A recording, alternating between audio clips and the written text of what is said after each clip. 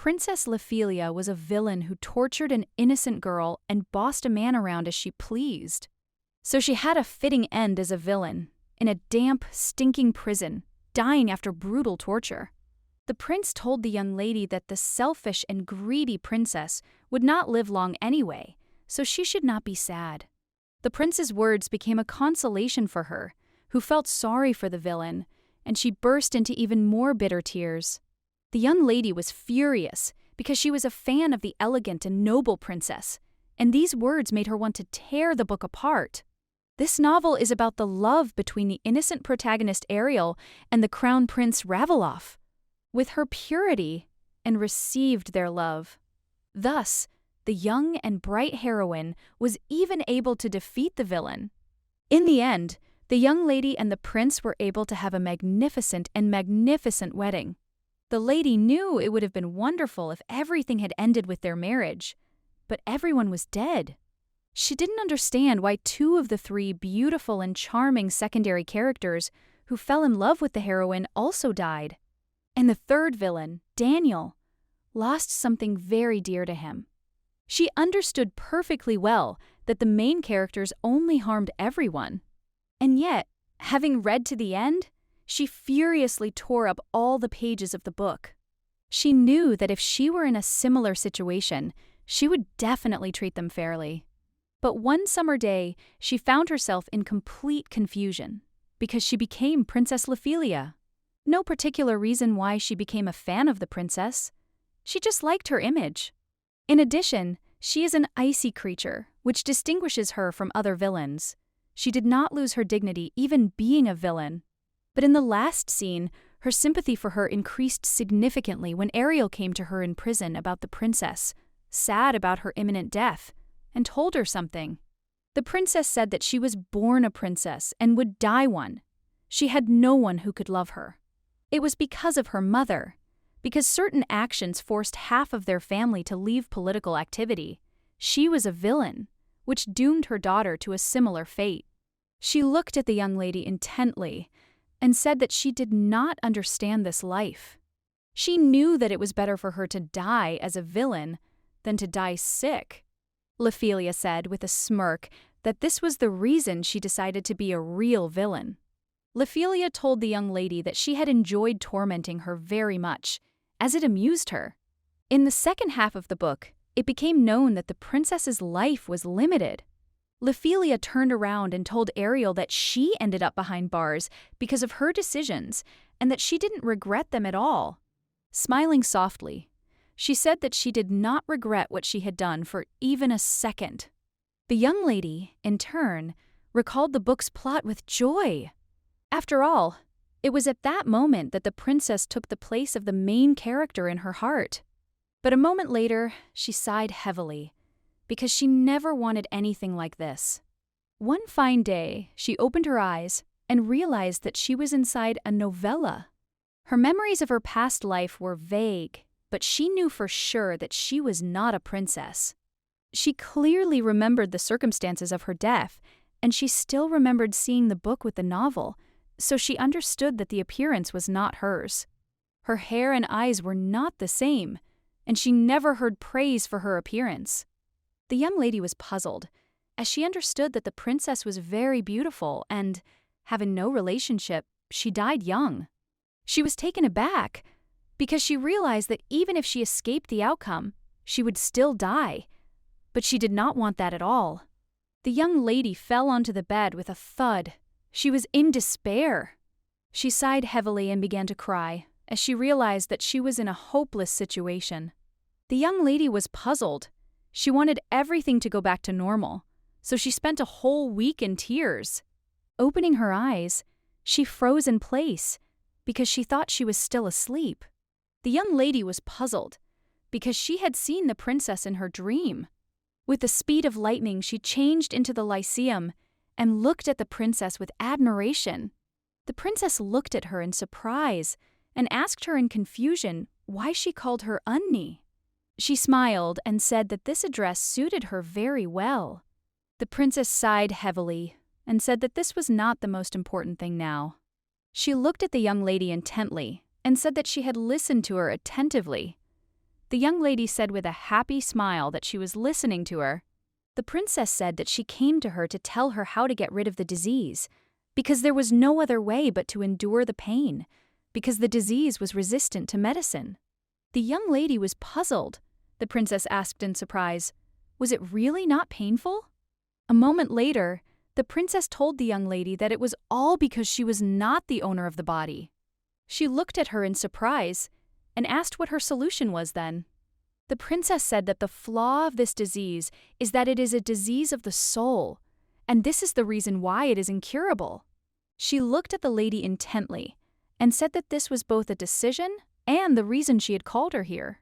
The young lady, in turn, froze in bewilderment.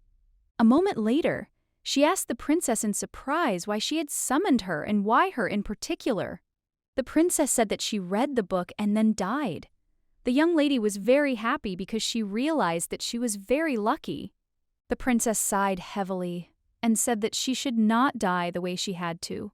The princess said that this disease takes away the soul. The princess smiled and said that as long as body and soul are one, the disease will recede. The young lady sighed heavily and said with a smile that it was a relief. The princess told the lady that she would be sick of blood for a while. The young lady was taken aback and froze for a moment. The princess said that she needed to get her memories back within a year, but every time the memories came to her, she would vomit blood. Unfortunately, this procedure was destroying her soul. The princess said with a smirk that she only had 100 days left, so she would have to find one every 3 days. The young lady was taken aback and trembling with fear, asking if she would be vomiting blood every few days. The princess smiled and said that everything was correct. The young lady was puzzled because the princess spoke so easily about terrible things. The young lady, trembling with fear, asked if it was safe. The princess smiled and asked if it really mattered. As she left, the princess sighed heavily and said that the young lady only needed to be patient for 1 year. The princess said she would be sick until she merged with her body. Plus, if she vomited blood, then she was fine. The young lady was puzzled, wondering if the princess thought she had died from vomiting blood rather than from illness. The princess said that she was very kind, and in case she could not come to bring back the memories, she would make the memories come to her on their own. The princess looked at her with a grin and thanked her. She told the girl that perhaps she would not feel pain until she found the last memory. The young lady looked intently at the princess and said that she would like to ask her one question. She looked at the princess with admiration and asked how she could be so sexy and cold-blooded at the same time. The princess looked at the young lady with puzzlement and asked how she came across such a creature as she. The young lady knew that this was much better than a book because she was talking to the princess in person, and this situation made her feel special. In turn, the princess looked gloomily at the young lady, without saying a word. The young lady looked at the princess with puzzlement and asked what she should do with her body. She smiled and said that bloody revenge in exchange for a new life. But she, in turn, was not sure that bloody revenge was necessary, because there were many characters that she liked in the novel. She smiled and told the princess that she had done all she could. As she was leaving, the princess said that she didn't want anything like that. The young lady froze in place in surprise. The princess looked at her intently and said that she could live freely, because this was her new life now. The young lady froze for a moment as a cold wind blew, and she dimly saw the princess. Finally, the princess said that she gave her an excellent memory of the original work that she knew, and all the memories would return in chronological order. A moment later, the young lady opened her eyes and froze for a moment. After all, at the princess's last words, she woke up. The young lady was glad, because after meeting the princess, she ended her week-long tossing and turning and decided to face reality. She was well aware that she could perk up because one of the fatal endings had disappeared. The young lady was very glad that everything turned out this way. The young lady, in turn, knew the main events of the work, and with the participation of the main characters, the main events will begin in a few months. She knew the story would be different from what she knew if she wasn't the villain. She understood perfectly well that even the slightest mistake could be fatal, because the Crown Prince was simply crazy. She knew that even if she left this place, she could still be destroyed, even if she didn't become a villain. But in turn, the young lady understood that there was one thing she had to do. She wanted to meet all the people she liked before the story began. Since the original source of the rumors about the villain was the princess's mother, no matter what she did, the situation did not change.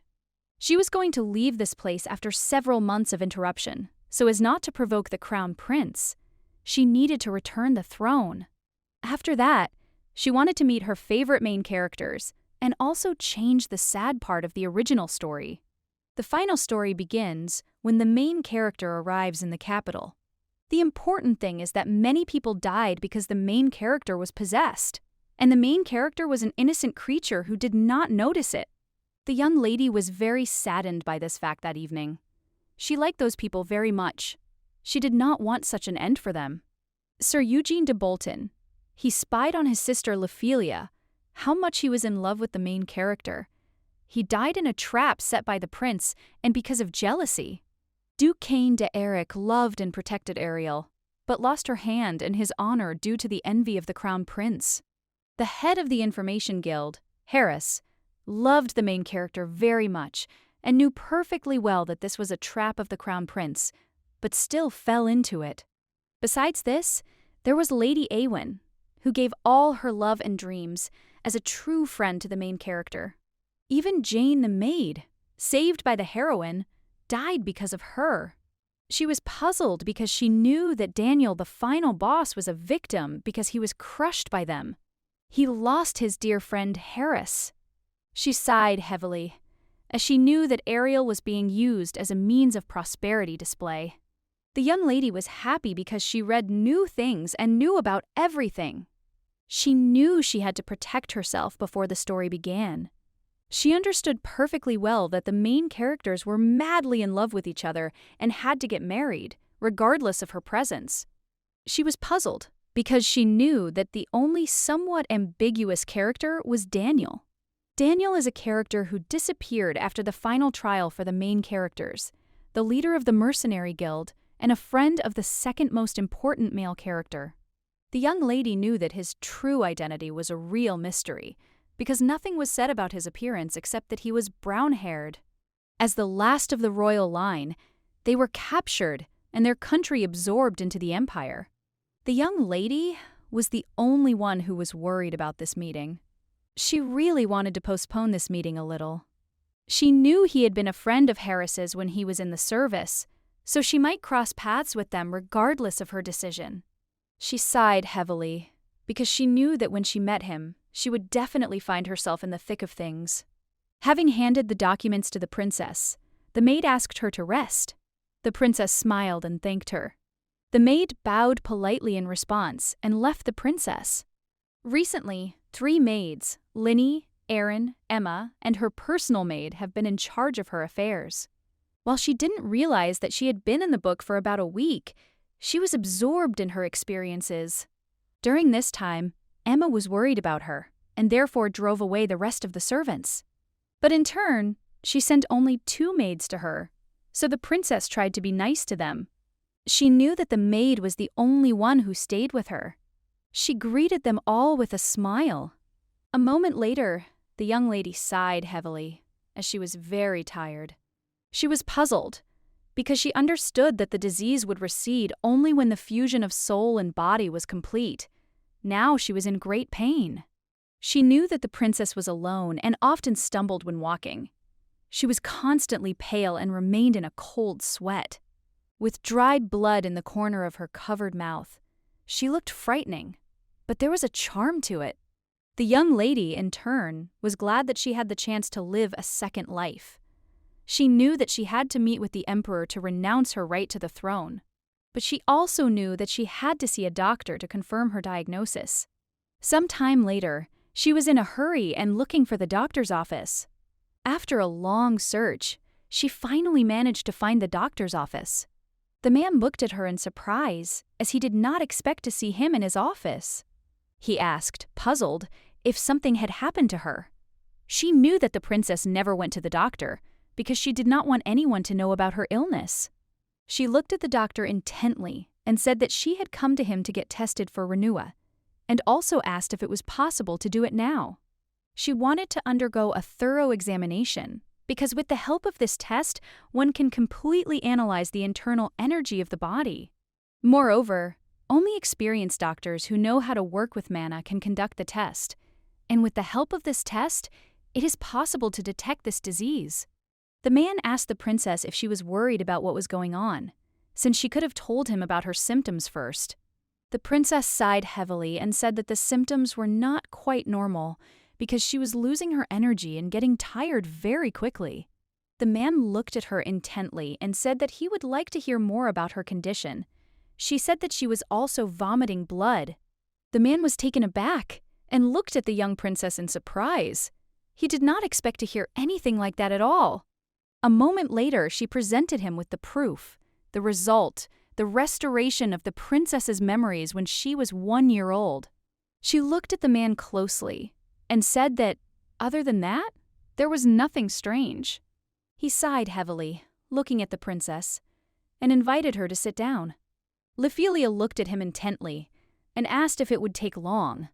The doctor looked at her closely and said that the test would take about half a day.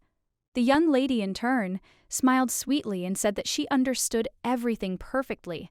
For this reason, she would wait, and he could confidently begin.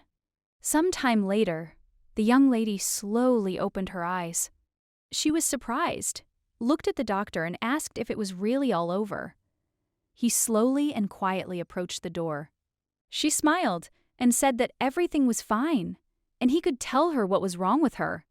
A moment later, she froze in shock as she saw the doctor close the doors. She was confused as she didn't understand what he was doing. A moment later, the doctor bowed before the young princess. She staggered, not understanding what was happening. He looked at her closely and called out. The young lady froze in place for a moment. The man sighed heavily and asked how she was holding up. The young lady was taken aback because she really didn't feel any pain. She understood that she could not describe what she did not experience. The man sighed heavily and said what the name of her illness was. And he also said that people like her are called angels' vessels. The young lady, in turn, only smiled warmly at the doctor. She didn't know what he was talking about, but it was funny. She was from another world, so she didn't see any sense in his words. The man jumped to his feet with the speed of lightning. She looked at him in surprise, and she understood that there was something she didn't know. The doctor sighed heavily and said that this was the disease mentioned in the poem. She was puzzled, because she understood that he could not simply hear her thoughts. She smiled and told Rox that she really hoped he could get his anemia under control. He looked at her in surprise and asked if she really meant that he should get rid of her. The young lady was well aware that if she often became anemic, it could become a major obstacle in her path as a fan. Ophelia said she didn't want to make a stupid mistake because of anemia in a situation where she needed to be extremely focused. Ophelia said that it would be enough for her if she could endure a little tea party. She hoped that he would not refuse her. Rox said he had one way, but it could only be used a few times. She smiled, wanting to know more. Rox sighed heavily and said that he was talking about the black mamba's venom. The doctor said that if she used it when she felt weak, she would be clear-headed for about half an hour. But, on the other hand, the side effect of this drug can lead to a long sleep. But if she uses it a third time, it will only poison the body. The young lady said with a joyful smile that it was very good, and she had found what she needed. Rox said he told her about it because it was the only way to get rid of the symptoms, but he wasn't sure if it was safe. He looked at her closely and asked if she was sure she wanted to use it. The young lady, in turn, wanted the medicine very badly. A moment later, the doctor fell to his knees in front of the princess. She was puzzled, because she did not understand why he behaved this way. He said that the cure had not been discovered. She smiled softly and said that she knew it. Ophelia understood perfectly well that the doctor was frightened because of the rumors about her. With lightning speed, the young lady sat up and told the doctor that he must calm down. Rox, bursting into tears, told the princess that he was useless. She slowly approached him, as she understood what the problem was. She looked at him with a gentle smile and said that everything was fine and he should not blame himself, because he had already helped her so much. The doctor looked at the young princess with tears in his eyes, as he did not expect to hear such a thing. Raphael syndrome, a disease that, like a curse, is a disease of the soul, so there is no cure for it. No one knew why it happens, and it was just a process of slow death. The only thing that is known is that after the death of a patient, those same flowers grow on his grave. Rox was well aware of her identity and all the terrible rumors. He understood that the servants were spreading various rumors about the princess.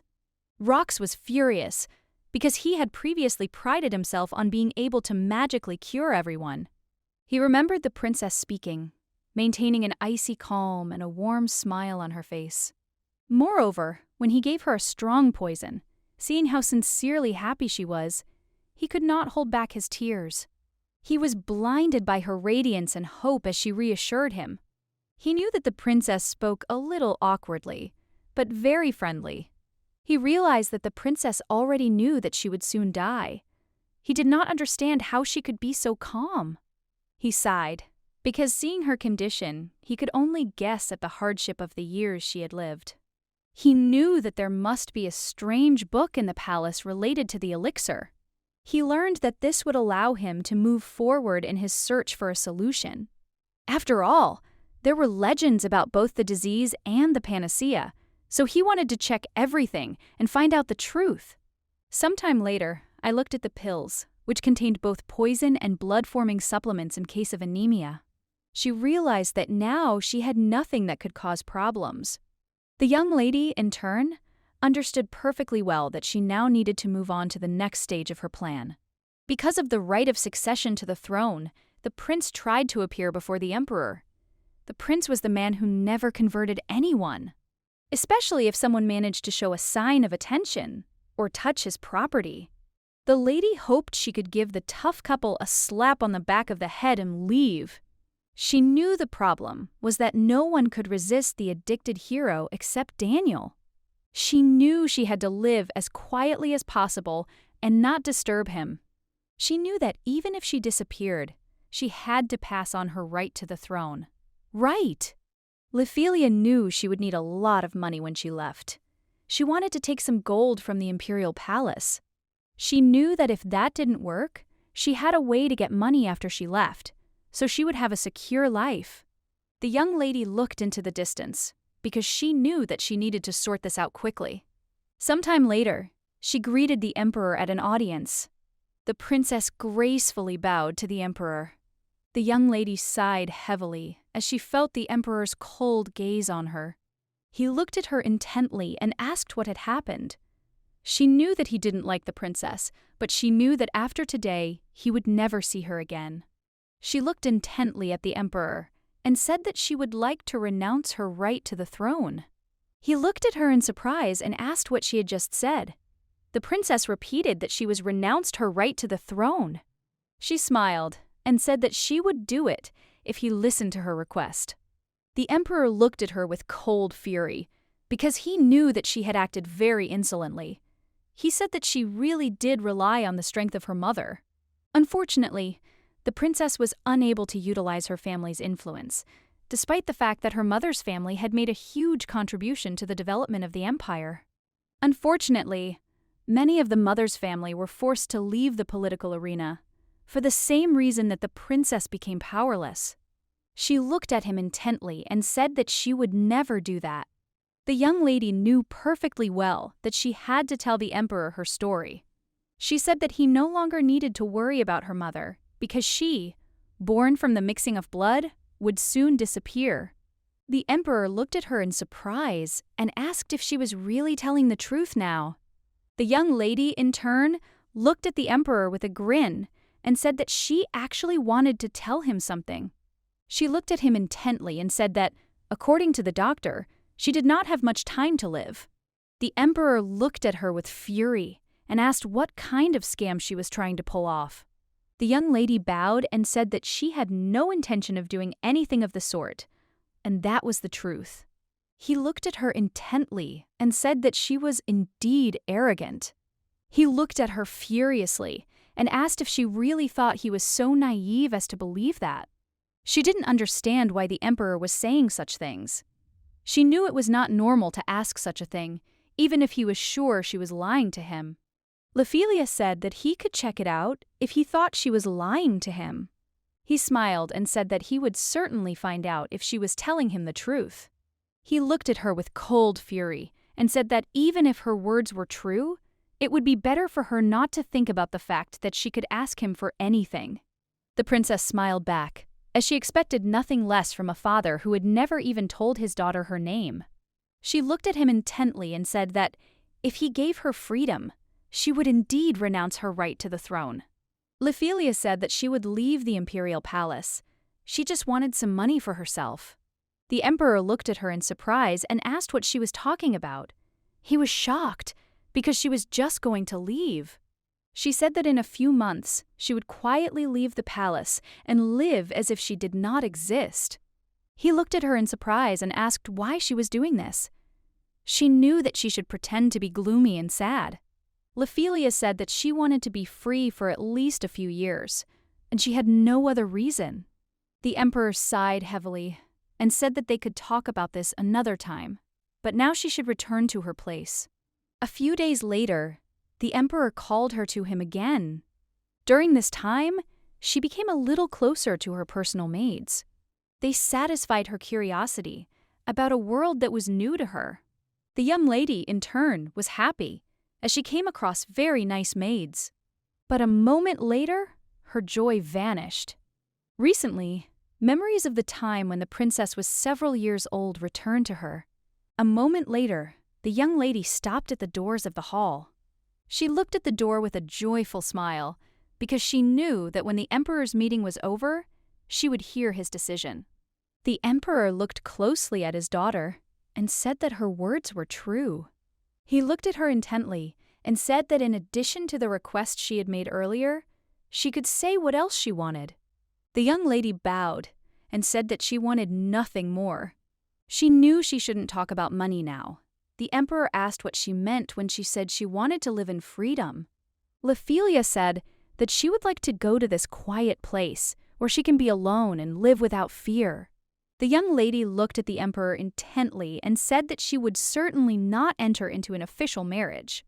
The emperor said that this was fine with him, but she must also belong to the imperial family as a princess and must stay in the imperial palace for 1 year. The young lady, in turn, froze in shock, not expecting to hear such a thing.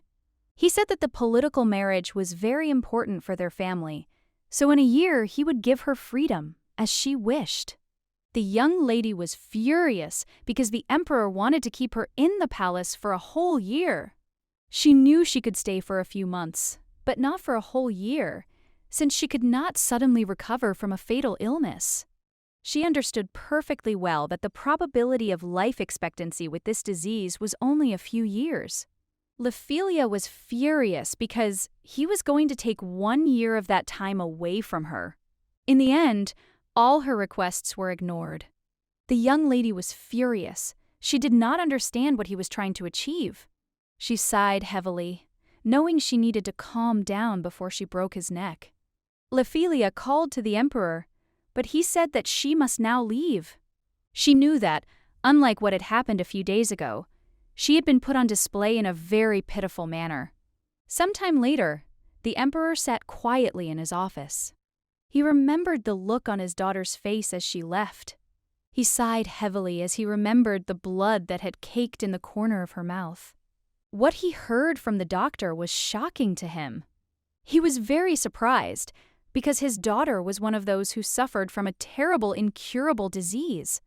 He understood that the doctor tried to find a cure by any means possible, but all was in vain. Unfortunately, he was never able to love the princess. His love, the light of his soul, died, and only her son Raveloff remained in his heart. The princess had always been a nobody to him. She was the daughter of a rare villain, but still, her family wielded enormous power. That's why he never made caring for the princess a priority. When he found out that she was ill, he could not throw her out the door as cruelly as before. Then she told him that she dreamed of freedom. If her words were the only ones, he would not listen to her.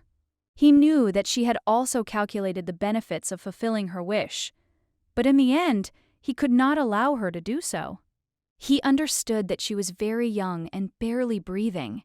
He knew that after a terrible struggle with pain, she would leave behind a small grave.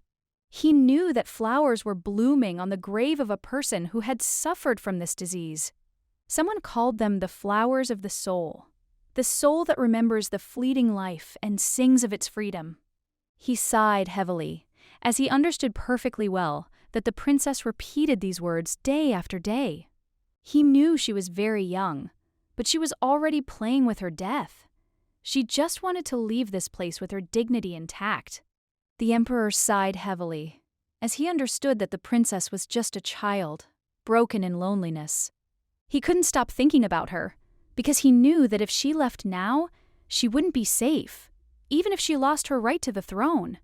She had many enemies, but her mother never protected her and never will, and there is no one to take care of her. He knew perfectly well that he had never been involved in raising her before, but since she had turned to him, he would try to do everything possible for her. He knew that perhaps she did not like what he said, as it could be difficult for a young lady. However, he ordered her to stay for another year for the sake of the memories that were left here. He thought that if he let her go now, he would not be able to forgive himself. He sighed heavily, wanting to have a little more confidence when she was gone. He knew that after all this, he was the worst father. The count's daughter Ariel, being under the overprotection of her father, lived in safety. She was playing peacefully in the garden, but suddenly she heard some noise. During the game, a boy suddenly appeared in front of her, as if out of thin air. The boy was about 10 years old when he arrived at the estate, where he was called a fairy. He looked at her intently, and with a predatory smile, asked if she was his. The young lady was so naive that she misunderstood the meaning of the boy's words. Then the young man saw the young lady blossom with an innocent smile.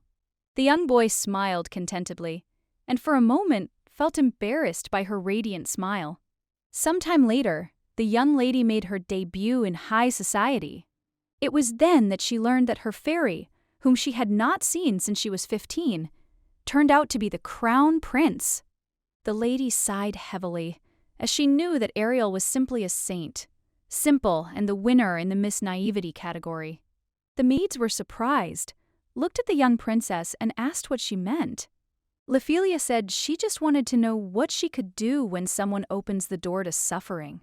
The maids smiled and said that when these doors opened, they would already escape. She smiled and said that this door leads to trouble. She asked if she really took these words from a poetry collection. She said they had to escape before the doors opened. This was not part of her plans, but she saw that the maid had taken a liking to her. The maid looked closely at the princess and asked if something was bothering her. While sipping tea, the princess said that everything would be much more complicated than she had expected. Most likely, she will be killed by the crown prince on her way out of the palace, and this is all because she has the right to the throne. Unfortunately, the young lady is the only obstacle on his path to the throne. She would gladly throw this right in the crown prince's face, but she can't do it. She knew she had several options. The first option wasn't that bad, but it was very random and easy to make a mistake. She looked closely at the maids and said that the second option was not such a minefield, but there was a high chance of a bad outcome. The maid looked at the young princess in confusion and asked if she couldn't figure out which one was better. The princess thought for a moment. She knew she had to meet Daniel, the man who was creating the final obstacle for the main characters. At the moment when they were about to get married, and then he laughed at the empire and disappeared forever. He was stronger than the crown prince. At the end of the story, he left the empire, but he always cared about the people who were around him. She knew that if she was under the young man's care, then he would protect her. The maid told the princess that she had said earlier that things could turn out very badly. She understood perfectly well that this was exactly the case, because Daniel had a very dangerous character, and his current position was the leader of the mercenary guild. He truly hated the royal family. She understood that she could be in danger just because of her relationship with the royal family. The maid sighed heavily, as she understood that this was all very difficult, but she would still choose the last option. The princess looked at her in surprise and asked why she would want to do that. The maid said that no matter how bad things go, if it works, then it's worth trying. She knew it was better to rely on Daniel than to risk her life on the possible whims of the crown prince. With the speed of lightning, the young lady rose up. The maids looked at her in surprise. She looked at them intently, and with a radiant smile, thanked them for their practical advice. The maids looked at the princess with admiration, as they were blinded by her beauty. At the same time, the princess was sure of one thing. Memories would come to her regularly. She knew that the young princess was a dazzlingly beautiful child, but without emotion. She walked quietly through the corridors, not noticing anything around her. The young lady, in turn, admired the young princess, as she was small, but still cute. She looked out onto the terrace with joy, because she knew that life was beautiful. The princess's memories gradually returned to her, and so she decided how she would act in the future. She knew she had to meet all the supporting characters because they loved the main character but were sacrificed. Some of the incidents were caused by the prince's obsession with her, who considered the main character his property. The young lady knew that the prince could not stand the fact that the main character had someone closer than him. She understood perfectly well that all the main character could do was feel sorry for people. She knew that the main character simply couldn't do anything, and therefore she was losing everyone who was kind to her. The young lady, in turn, understood that she needed to take action so that they would not become unhappy, as in the original. Eugene de Bolton was recognized as a free knight and was also among the most powerful knights in the Empire. For him, a native of the Empire, there was only one limitation. In exchange for the support of the royal family, he was appointed as a knight in the princess's palace for more than 1 year. Because there were many rumors about the princess's devilish deeds, the young man had a bad impression of her. Besides, he hated the princess's coldness.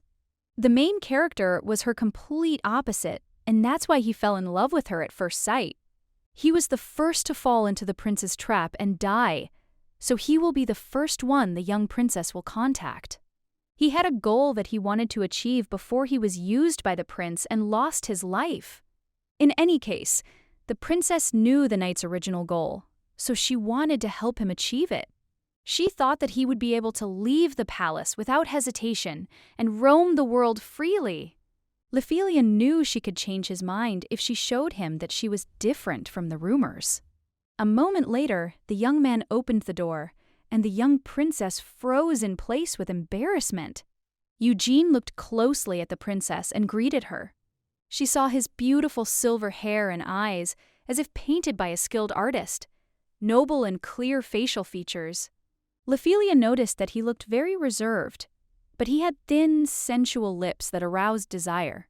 He looked at her in surprise and asked if something had happened. With the speed of lightning, the princess grabbed his hand. He was taken aback and asked, puzzled, what she was doing. Ophelia thanked him with a joyful smile. The knight looked at her with bewilderment, as he did not understand what she was talking about. She looked at him with a joyful smile, because she was grateful that he was born. She knew that he was an amazing person. She knew she had to bury all her dignity for a few months. Eugene looked at the princess with irritation, as he did not understand why she was doing this. She smiled and said that he was amazing. He looked at her with bewilderment, as he did not understand what had come over her. Ophelia asked with a smile if he was free today. The princess said that there was one place she would like to visit today. She smiled and said that she really hoped that he would agree to accompany her. Eugene looked at her irritably, a puzzled expression on his face. Eugene looked coldly at the princess, and said that she could just order him. He did not understand why she asked such a question. He was a free knight who received the title of Silver Blade of the Empire. He would not be executed even if he showed his dissatisfaction to a member of the royal family. The princess smiled and said that, of course, she could order him around, and she was not even surprised that he hated her. She smiled and said that she did not want to offend him, and on her part, this was a request, not an order. The young man thought for a moment. The young lady froze from the beauty of the young knight. She looked at him intently, hoping that he would agree. He looked at her intently and asked what she would say if she did ask him to do something unpleasant. She said that if he didn't agree, she would still go herself, but the thing was that she really liked him. The princess looked at him intently and quietly said that he must be surprised. He smiled and asked if she hadn't said earlier that he hated her. The princess said that was exactly it. He smiled and said it was a heartbreaking confession. She knew he wanted her to feel insulted, but she was more tempted. The princess noticed that, surprisingly, his mood was not at all bad. He smiled and said that he couldn't help it, because this kind of confession was very sweet. He looked at the princess with a smile and agreed with her. Bowing, he smiled and asked where he should escort his beautiful princess. Ophelia thanked him with a joyful smile. Eugene, for his part, knew perfectly well that if he did not want to compete with the Duke, he would not have stayed here. He came to the imperial palace in search of an opponent who could raise his position. The empire gave him many advantages, but he was not interested in it. The princess was in the thick of things, and there were many unpleasant rumors circulating around her. She personally hoped that one day she would be killed. But today, he saw her radiant smile. The young man sighed heavily, as he was curious about what she would do next. He wondered how she knew that he hated her. He didn't know why, but she did things like that, and he wanted to see what could come of it. The young princess, in turn, had already chosen her true path, which was unpredictable. Emma told the princess that she should take one of the maids with her on a walk. The princess smiled and said that everything was fine and she didn't need anyone, since Eugene de Bolton agreed to go with her. The maids froze in place for a moment in surprise, as they did not expect to hear such a thing. The maid looked at the princess in surprise and asked if she really meant a free knight. Ophelia said with a smile that everything was exactly like that. The maid was surprised and at the same time worried, since she knew that the knight was simply rude. Linny, in turn, was very depressed. The princess smiled and said that everything was fine with her, so she asked him to come with her, and she was sure that they would have a good time. She also said that she had a map, so they did not have to worry about her getting lost. Emma looked at her worriedly because she was afraid to let her go alone. The princess smiled and said that the knight was here for a short time. She looked at them in surprise, as she noticed that they were too happy about it. A moment later, she turned around and said with a happy smile that it was time for her to leave. She wanted to go to a place that was very deserted, but for some reason few people knew about it, because there were many beautiful flowers and trees there. The princess showed the king a map that the servant had drawn for her. He looked at her in surprise and asked if this map had really been drawn by a servant. The princess smiled and said that everything was correct, but the map was still understandable to the will. Looking at the map, the knight said that she was right, but he still wanted to know why she wanted to go with him. The young princess, in turn, wondered if he was as afraid as she felt the anxiety in his speech. He looked at her intently and said that she shouldn't say that she liked him, because he wanted to know the real reason. She smiled and said that he shouldn't think too much, because it was pure sympathy and nothing more. He looked at her in surprise and asked where she had seen such a turn of events. The young princess, in turn, looked sideways at the young man with a smile on her face. The young princess looked at the knight with a satisfied smile and began to speak. He looked at her in surprise, as he did not expect such a smile. She smiled, as she saw that he was just a cute cat. A moment later, the princess informed her knight that they had arrived at the place. He looked at the princess intently, without taking his eyes off her. The princess, in turn, thought that he looked like some kind of domestic cat, But a moment later, she noticed that he looked more like a noble silver wolf. He looked at her in surprise and asked what she said. The princess was taken aback and said with a smile that she had not said anything. A moment later, she said with a smile that her maid had indeed recommended an excellent place to stay. Smiling, she said that it was more comfortable here than she had imagined. He looked at her in surprise, as he did not expect to hear something like that. Ophelia said with a smile that despite the fact that this is an open area, it is very cozy here. She said that she felt as if there was a treasure island here. The knight looked at her in bewilderment. She smiled and said that there was a hidden treasure island. When someone came across it, a lot of beautiful things would catch their eye. A moment later, she glanced sideways at the cozy tree. A few seconds later, the princess sat down next to the tree, and with a smile told her accompanying knight that he could sit down next to her. Eugene de Bolton quietly asked her what she was even thinking about.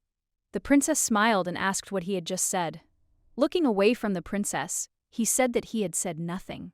He looked at the princess intently and said that she must get up for a minute, as she would get her clothes dirty if she just sat there. She looked at him in bewilderment. He was already sitting on the ground, but she still got up and said that everything would be fine if she now shook all the dust off her outfit. The princess knew that even here she had to remember her dignity. She froze when she saw that he had spread his handkerchief on the ground. Eugene de Bolton said that now she could sit down with confidence. The princess was shocked by his actions and wondered if they really called him Casanova. He looked at her in surprise and asked if something had happened. The princess was blinded by his beauty. She smiled and said that his action surprised her a little.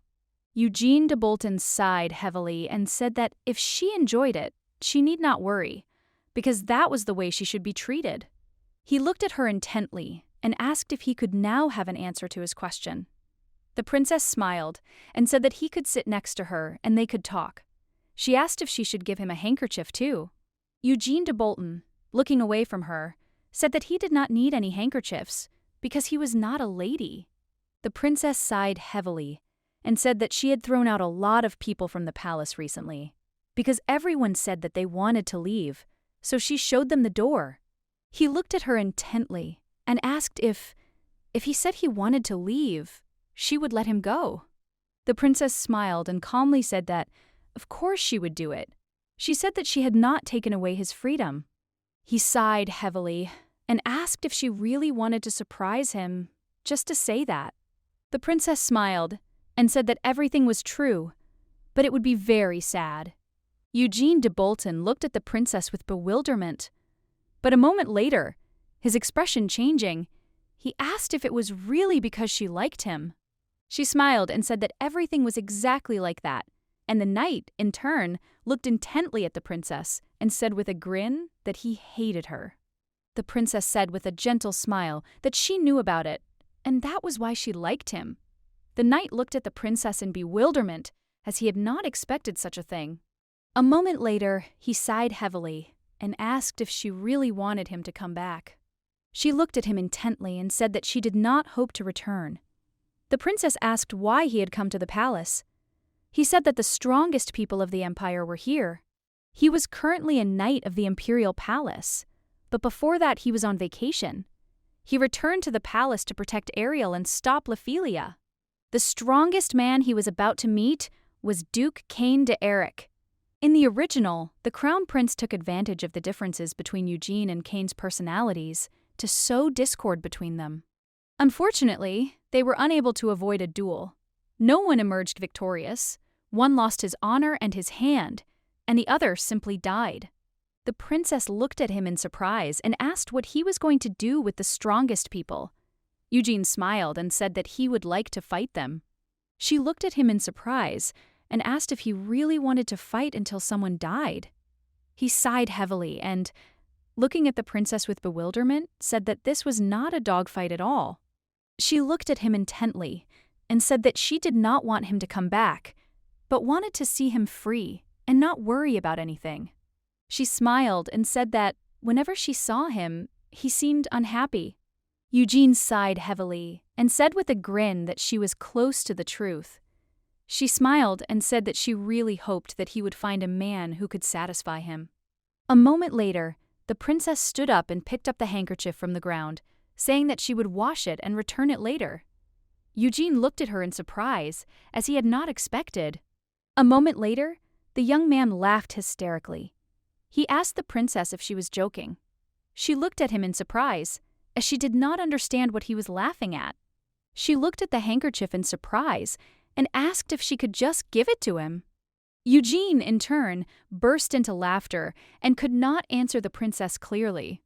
At the same time, the doctor was puffing over the books.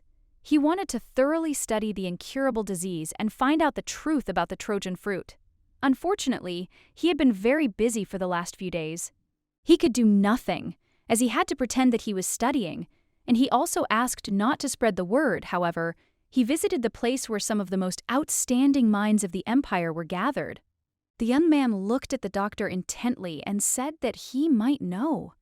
Rox looked at him intently and said that if he knew anything, he should say it. He pleaded with the young man as he couldn't wait to hear the information.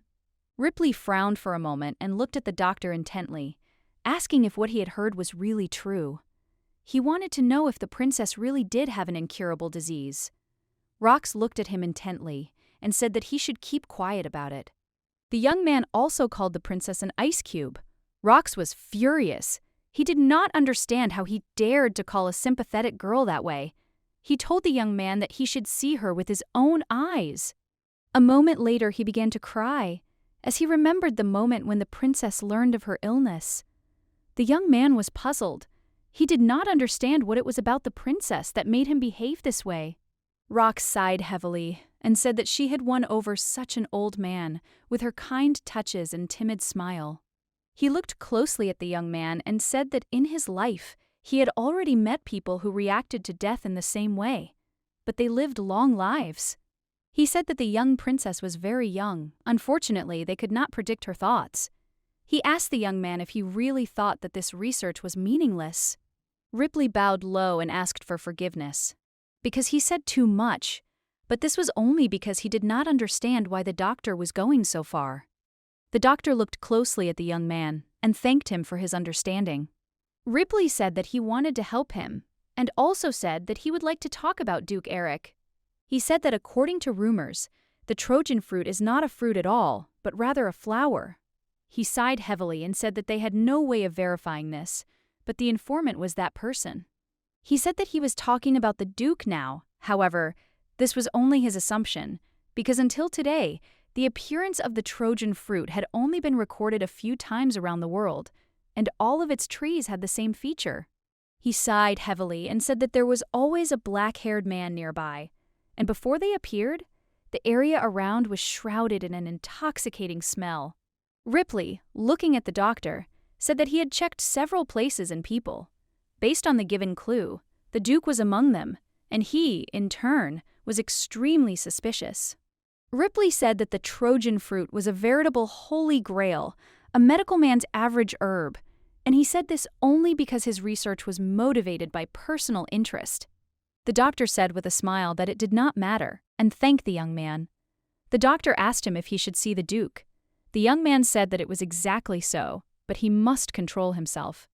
Unfortunately, there were many rumors about the man's danger, and it was even said that he was the descendant of demons. The doctor looked at the young man with a joyful smile and thanked him, and also said that he would be careful. The young man looked at the man in surprise and said that he had done nothing wrong, but was still glad that he could help the princess. At the same time, a man was watching them, standing quietly behind the door. The lady was surprised that the princess was on the verge of death. She was puzzled because she did not hear what fruit they were talking about. From their conversation, the girl understood that the princess would soon die. The opposite of Eugene, Kane was an attractive man with black hair and black eyes. Deep, sad eyes that held a story. His whole appearance resembled a vampire, but he was described as an honest and straightforward person. The princess looked at the young man closely and asked if the palace was putting pressure on him. He smiled and said he thought they could take a walk around the place and not get bored and stand in one place. She smiled and said she understood. A moment later, The princess staggered as she felt ill. Eugene looked at her in surprise and called out. She sighed heavily as she realized that her pale face would give away her condition. Ophelia said with an innocent smile that it was all because of her low stamina. Eugene smiled and said that now he understood everything. The young lady was puzzled and touched by his words. Because of the smashing smile, she could not collect herself. Eugene looked at her closely and asked worriedly if she was okay. Staggering, the princess said that she was okay and they could continue their walk. He sighed heavily and looked intently at the princess. A moment later, he politely put his arm around her shoulder. She was puzzled, because she felt that her heart was about to break and she would faint without having time to create anything. He looked at her with a smile and said that she should come closer to him. The princess looked at him tenderly and embarrassedly and said that she was indeed fine. She knew perfectly well that she needed to change the subject of the conversation as quickly as possible. She thought for a moment, not knowing what to do, but after a few seconds an idea came to her mind. A moment later she handed the knight a cleanly ironed handkerchief. She smiled and said that she would like to give him the handkerchief that he lent her last time, since she even ironed it herself. The young man burst into hysterical laughter. She looked at him intently and asked if he had heard of Duke d'Eric. Eugene froze for a moment. After a few seconds he said that he had heard his nickname, and everyone called him the Dark Knight. She understood that he was pretending to be ignorant, although he came here after hearing rumors about the strongest knight of the empire. Ophelia said that he was a man who preferred to leave things in places that were only accessible to members of the royal family, a man who was difficult to meet unless he came himself. Eugene looked at her in surprise and asked what she was talking about. The princess looked at him intently, as she saw that he was pretending not to know what she was talking about. She knew that he was dazzlingly cute right now. She smiled and said that he had said that before because he himself wanted to fight the strongest opponent, and she thought that if it was him, then he would be a very good opponent. She smiled and asked what he thought about it. Eugene beamed and said that of course he thought it was a very good idea. Ophelia said with a smile that it was wonderful, and therefore they should go. He smiled and thanked her. A moment later, they came to an empty tower. The Duke's office was located in the Black Tower, next to the library of the Imperial Palace. It was a place where only those who belonged to the imperial family were allowed to enter. This is information that insiders like Eugene could not know. In the original, he only met him when the prince was in the forest in the relationship between them. The princess looked at him intently and asked if she could ask him for a favor. He looked at her in surprise, but still agreed. The young lady began to speak, but stopped and looked away, not knowing how to finish.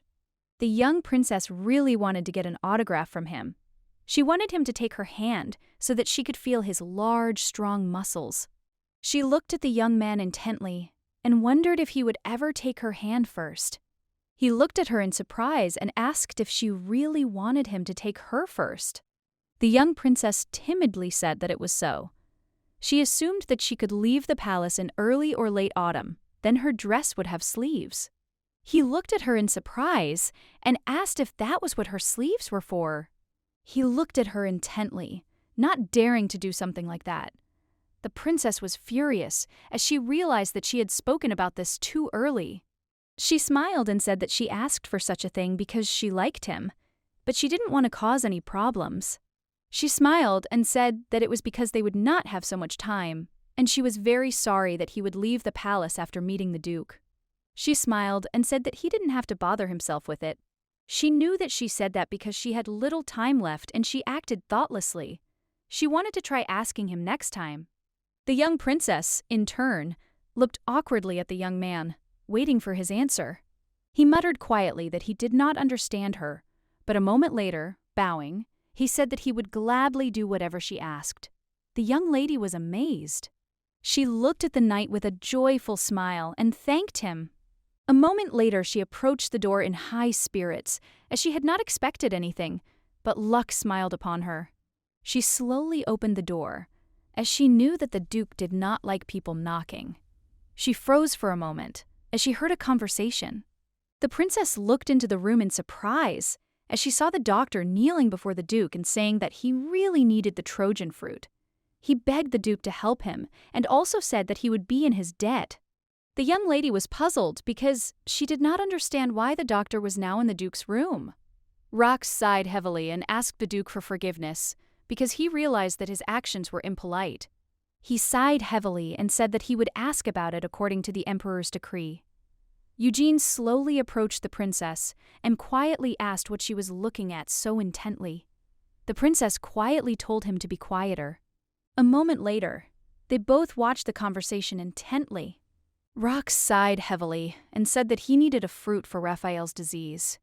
Eugene turned around with lightning speed and looked at the princess with a puzzled look.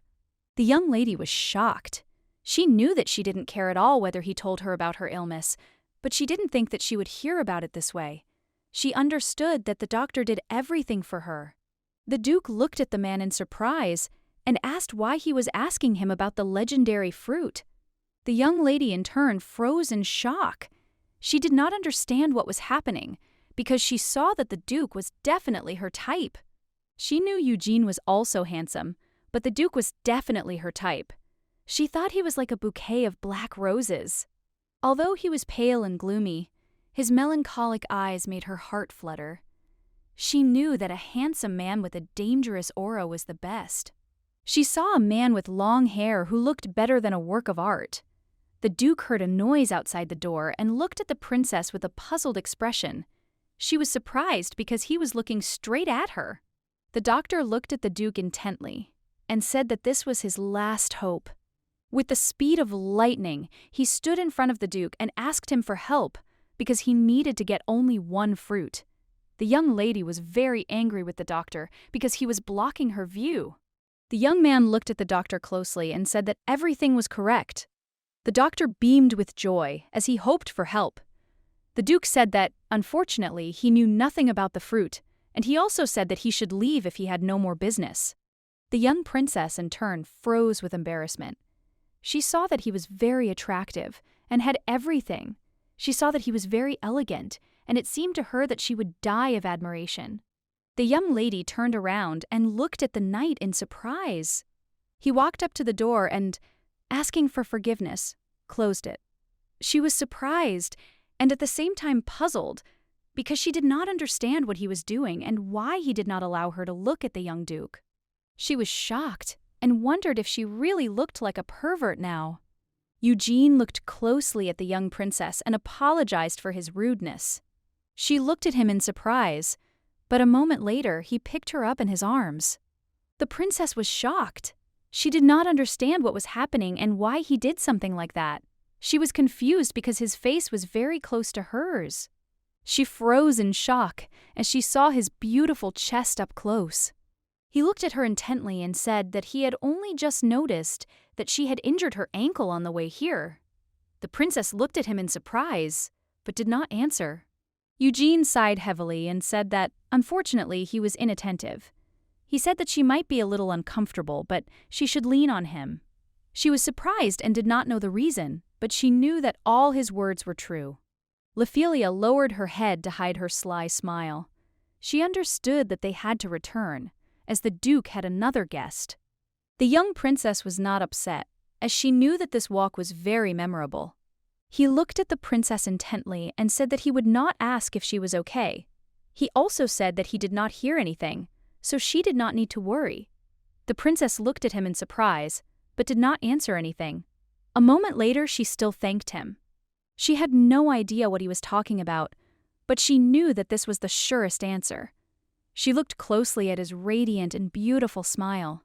She knew perfectly well that she could spend a whole week without anything, just to look at the beautiful portraits of Eugene and Cain. In that case, she would have liked to stay in the palace longer, but she knew that it would not work. She smiled and said that she really liked him. The young lady looked at the young knight in surprise, not understanding what was going on with his expression. She wondered if she was really that heavy. A moment later, she said that they were almost there and she could now walk on her own. Eugene said that there was still a long way to go and he would let her go after they went a little further. But he also said that there was something else he wanted to ask her. He looked at the princess in surprise and asked why she was behaving like this. The princess looked at him in bewilderment and asked what she had done. He looked at her in surprise and asked if him leading her by the arm was really her only desire. The young lady sighed heavily and said that it was exactly like that. He looked at her intently and said that she was saying that there was nothing else she wanted so much. She timidly looked away from him and said that everything was right. Staying away from her is what she once wanted for him, but she hasn't been able to say it since. Eugene looked closely at the princess and said that he was now her knight, and in addition to this wish, if she had anything else in mind, she could order him, and he would do everything. Reasoning about his words, she understood what he was thinking about. Eugene tends to mistrust women in everything. He probably thought she had an ulterior motive when she asked to take his arm. A moment later, the princess smiled and said that there was something else. He looked at her closely and said that she should tell him about it. She looked at him timidly and shyly offered to hold hands. A moment later, the young man carefully set the princess on her feet. He looked at her with surprise and confusion and asked if she really wanted to hold hands. He didn't want to do that with the princess. She knew perfectly well that he would never agree. She smiled and said that although she liked him, she did not have any romantic feelings for him. She smiled and said that if he was so worried about such a thought, then she could reassure him, because she just wanted to be friends with him. He sighed heavily and said that he was lifting her up. A moment later, the young man looked at the young princess with a smile and said that if she did not ask in the future, he would protect her. The princess froze for a moment, as she did not expect to hear such a thing. He looked at her intently and said that he would do this at least while he was in the imperial palace, and he now wanted to swear his honor to her. The young lady was shocked that he announced his return, because she knew that he had previously said that he was currently in the imperial palace. She looked at him intently and thanked him with a smile, and Ophelia, in turn, felt relieved. Eugene smiled a bright smile and said that there was no need to thank him, and he also said that she should now return safely. The young princess froze in place as his eyes were shining. Eugene could smile without thinking about anything like that. She understood that anyone could take him for a Casanova with such a smile. Today her heart was bursting. Of course, he was used to being the center of attention and immediately became sensitive to it, to be loved. He could get it easily, without even trying. But in turn, he understood that the princess was a little different. He didn't know why, but he felt that she genuinely liked him. However, it was quite strange, and he felt it. Because at their first meeting, the princess was clearly not interested in him. He didn't understand what had changed now, but he knew that while he had such doubts, he needed to be on his guard. Then she said that everyone wanted to leave, and she allowed them to do so. He knew that although the princess looked carefree, it seemed to him that she was very lonely. But still, it didn't matter to him. He smiled and asked, what if he said he wanted to leave? He wondered if she would let him go. The young lady looked at her knight with a radiant smile and said that, of course, she would let him go. Then he was very surprised that she answered without hesitation. To some extent, it was like an order to leave. Eugene looked at her in surprise and asked if she had really brought him to this place to tell him about this. He was surprised, because she had no regrets and said that she was letting the free knight go. The princess smiled and said that was exactly it, but she would be very sad. Eugene saw that the princess was sad. He knew it was a feeling without any ulterior motive. However, he couldn't ignore the possibility of another hidden agenda, so he said he didn't like her. The young princess was not at all upset when she heard this, but with a gentle smile she said that she still liked him. She looked at him closely and said with a smile that it was not that important, and she also told him that she suddenly realized this after letting many people go. Eugene could not believe her if people were as indifferent to him as the princess in the past, but everyone felt a flat desire for him. She made a request of him, which he, unfortunately, could not fulfill, because she asked to hold hands. He thought it was temporary, but the princess continued to persist, contrary to his expectations. He was surprised because she only wanted to hold hands. Eugene was surprised when she said that she liked him, but she did not have any romantic feelings for him. Ophelia said with a smile that if such a thought was troubling him so much, then she would hasten to reassure him, because she only wanted to be friends with him. When he realized that her feelings were not filled with desire, the wariness that had been overwhelming him disappeared as if it had never been there.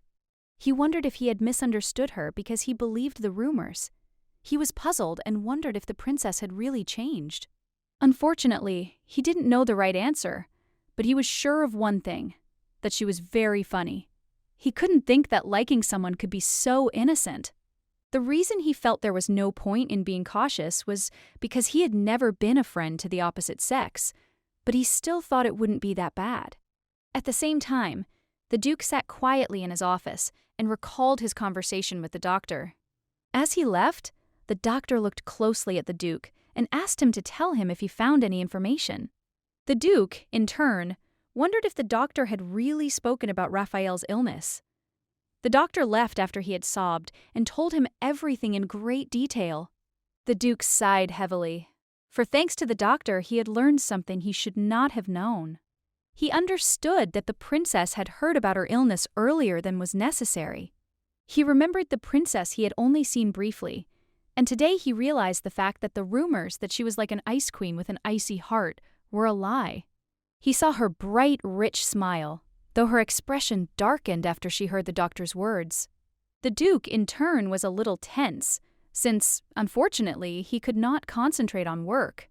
He realized that even though they were not close, it was still difficult to ignore the tragedy that had befallen the other. He realized that it was better for him not to think about such things. A moment later, Eugene knocked on the office door. He looked closely at the Duke and asked if he had returned home. The Duke looked at the young man in surprise and asked who he was. Eugene smiled and said that this was the first time he would introduce himself in person. The Duke looked at the young man in surprise and asked if he had any business with him. Eugene smiled and told the Duke that he was as straightforward as the rumors said. Eugene looked closely at the Duke because he noticed that they were the same age, but the Duke acted like a middle-aged man. The Duke looked at the young man with cold fury and wariness because he did not understand why he knocked, since the door to the office was open. Eugene looked at the Duke closely and said that he would like to talk about what the doctor said, and he also asked the Duke if he could tell him his name. The Duke said that the man was a doctor in the princess's palace, and since he was spending time with the princess, he should have met him by now. Eugene smiled and thanked the Duke for telling him everything. He looked at the Duke intently and asked if he had just sent away someone who had acquired important information. The Duke looked at the young man in bewilderment, but said nothing. The Duke stood still for a moment, considering the situation. Eugene looked at the Duke intently and said that, as an attendant knight, he had to protect his mistress. The Duke looked closely at the young man, for he knew that he was shirking his duties, but bluffing in front of others. He held it, he sighed and said that it didn't matter at all, because he knew that if the doctor wanted to prevent rumors from spreading, he should have gone to his grave with this information, because there were no secrets in the imperial palace. Eugene looked at the Duke with puzzlement, as he could not deny it. The Duke looked at the young man closely and said that he should not blame himself for that, since the doctor only spoke about what His Majesty approved of. Eugene was puzzled, since he knew that the doctor should simply do the research himself. The Duke looked closely at the young man and said that the princess probably had not intended to keep it a secret from His Majesty from the very beginning, and if the doctor had been careful, information about the princess would not have spread so quickly. He looked at the knight closely and said that the previous circumstances were just a coincidence. Eugene sighed heavily and said that he hoped so. A moment later, he bowed and said that it was time for him to leave. The Duke sighed heavily, as he had heard from various sources that he was a carefree person. The Duke realized that the rumors about the young knight were unfounded, and the rumors that he hated the princess were a complete lie. However, the rumors spread in a completely different way than the men thought. The more the rumors spread among the servants, the more ridiculous they became. The maids said that the princess tried to commit suicide. The men, in turn, said that this was precisely the reason why she had recently locked herself in her room. They wondered if she was doing this in order to maintain peace in the imperial palace. And once the rumors spread, each time they passed from mouth to mouth, the story turned into something even more outrageous. They said she would become like poison if she remained in the country. A little sympathy and anger were added to the facts. The maids, with tears in their eyes, said that the princess intended to go far away and live alone. Subsequently, the rumors took on increasingly outrageous forms in the imperial palace. Ophelia slowly opened her eyes and felt that her body was very heavy. She was puzzled because she did not know how long she had slept. The maid was alarmed by the state of the princess. The young princess looked at her maid in bewilderment and asked if something had happened, as she saw that she was in a hurry. The maid, bursting into tears, told the princess that she had not opened her eyes in the morning and was very pale, and even broke out in a cold sweat. She looked closely at the princess and said that she had been unconscious all day. The princess, in turn, was very surprised by such information. The maid looked closely at the princess and said that she would immediately call the doctor so that he could examine her. The princess, in turn, was confused because she did not understand why she slept all day. A moment later, the doctor burst into the room in tears and called for the princess. He hurriedly sat down next to the princess's bed. She looked at him in surprise and asked if he was okay. Rox, bursting into tears, told the princess that he was completely okay. Ophelia, in turn, was afraid that the doctor might get hurt while running around because of her, because she understood that he was no longer young. She looked at the man closely and told him that he did not need to overexert himself, because the young lady understood that she would soon feel better, even if he did not worry about it. Rox looked closely at the princess and agreed with her. She smiled and asked what had happened. The princess looked closely at everyone present and asked with a smile if they were really saying that she had slept all day. She sighed heavily and said that she must be very exhausted. The young lady looked at everyone present in surprise. She didn't understand what was wrong with them and why their mood suddenly became dark. Rox looked closely at the princess and said that her body could not withstand the severe psychological shock. She looked at him in surprise, as she did not understand what he was talking about. She wondered if she had been shocked when she admired first one handsome man and then another. He sighed heavily and said that anemia was also one of the symptoms. The young lady was shocked by everything that was happening, and this situation greatly embarrassed her. The princess started a conversation about how he went to the duke yesterday. The doctor said that this was not something she needed to remember. The young lady was shocked. She didn't know how to explain this situation. She sheepishly said that yesterday she saw several amazingly handsome men. She knew that she just needed to tell them the truth. They looked at the princess in surprise, as they did not understand what she was talking about. Bursting into tears, they told her that she did not need to look for an excuse for this. The young lady was shocked, as she saw that they did not believe her. A moment later, Eugene looked at them sharply and asked if it was true. Ophelia froze for a moment. She didn't understand when he appeared in her room. The young man looked intently at the princess and winked at her playfully. Rox looked closely at the young man and asked if this was true. The princess froze for a moment because she did not understand why the knight winked at her. Eugene looked at everyone present and said that this was so, because the princess had been with him all day. Everyone present froze for a moment in shock and surprise. They could not utter a word. The princess, in turn, was trembling, barely holding back her laughter. She wondered if he had really looked at her like that in order to calm her down. She sighed heavily, as she knew she couldn't laugh properly because they were all in the room with very serious faces. The doctor looked closely at the young man and said that if this was exactly how it happened, then he understood why the princess ended up in such a state. She looked closely at everyone present and asked if the pigs would be okay if she rested a little. She looked closely at the knight, as she knew he was devilishly handsome. Ophelia sighed heavily as she was having a lot of fun and couldn't help but laugh. Without looking at the knight, she said she would control herself. The maid and the doctor looked closely at the young princess and asked her to rest. Eugene looked intently at the princess and, bowing, said that in that case he would also be leaving. A moment later, the princess was left alone in the room, and she slowly covered herself with a blanket. And after a few seconds, she burst into wild laughter under the blanket. She laughed so long that tears came to her eyes. Slowly, they all returned to their place. The maid quietly asked the knight if he was returning back. He said that he was not yet. A few seconds later, the maid turned around with lightning speed and, looking at the knight, asked if it was true that he was with the princess yesterday. Rox was a little surprised and confused. He didn't understand what came over them and begged them to calm down. Eugene looked at the maid with a grin and said that he needed to tell them something. A couple of days after this incident, the princess was still resting in her bed. Rox earnestly begged the princess to rest for at least a few days, and she had no choice, so she had to stay in the room. The young princess sighed heavily, as she felt that she had recovered enough. She was completely fine, but no one believed her. A moment later, the young princess sighed heavily and wondered if she had become so bored that she had already heard the voice of her knight. But a moment later, she clearly heard the knight's voice and saw him with the speed of lightning. She jumped up and looked at him in surprise. She looked at the knight in surprise as she saw that he suddenly darkened and his expression changed. He looked at her closely and said that she had turned pale again, so he needed to call a doctor. She looked at him in surprise and asked what he was talking about. The young lady was shocked because she understood that this body was very fragile.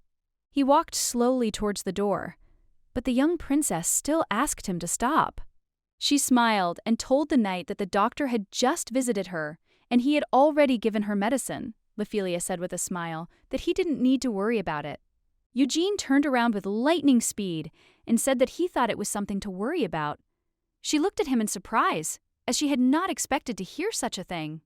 The young princess looked at the young man intently and said shyly that she was really very grateful. She couldn't believe that such a handsome man like Eugene would be so concerned and caring about her.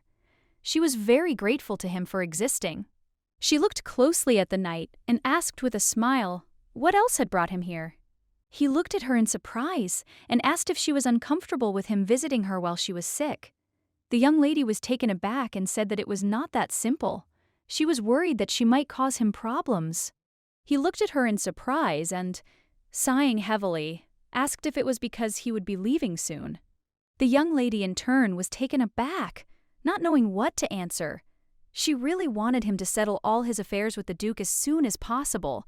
She really wanted him to avoid the original terrible scenario. He looked at her intently and, sighing heavily, said that he understood everything. Bowing, he asked for forgiveness for disturbing her at such a late hour.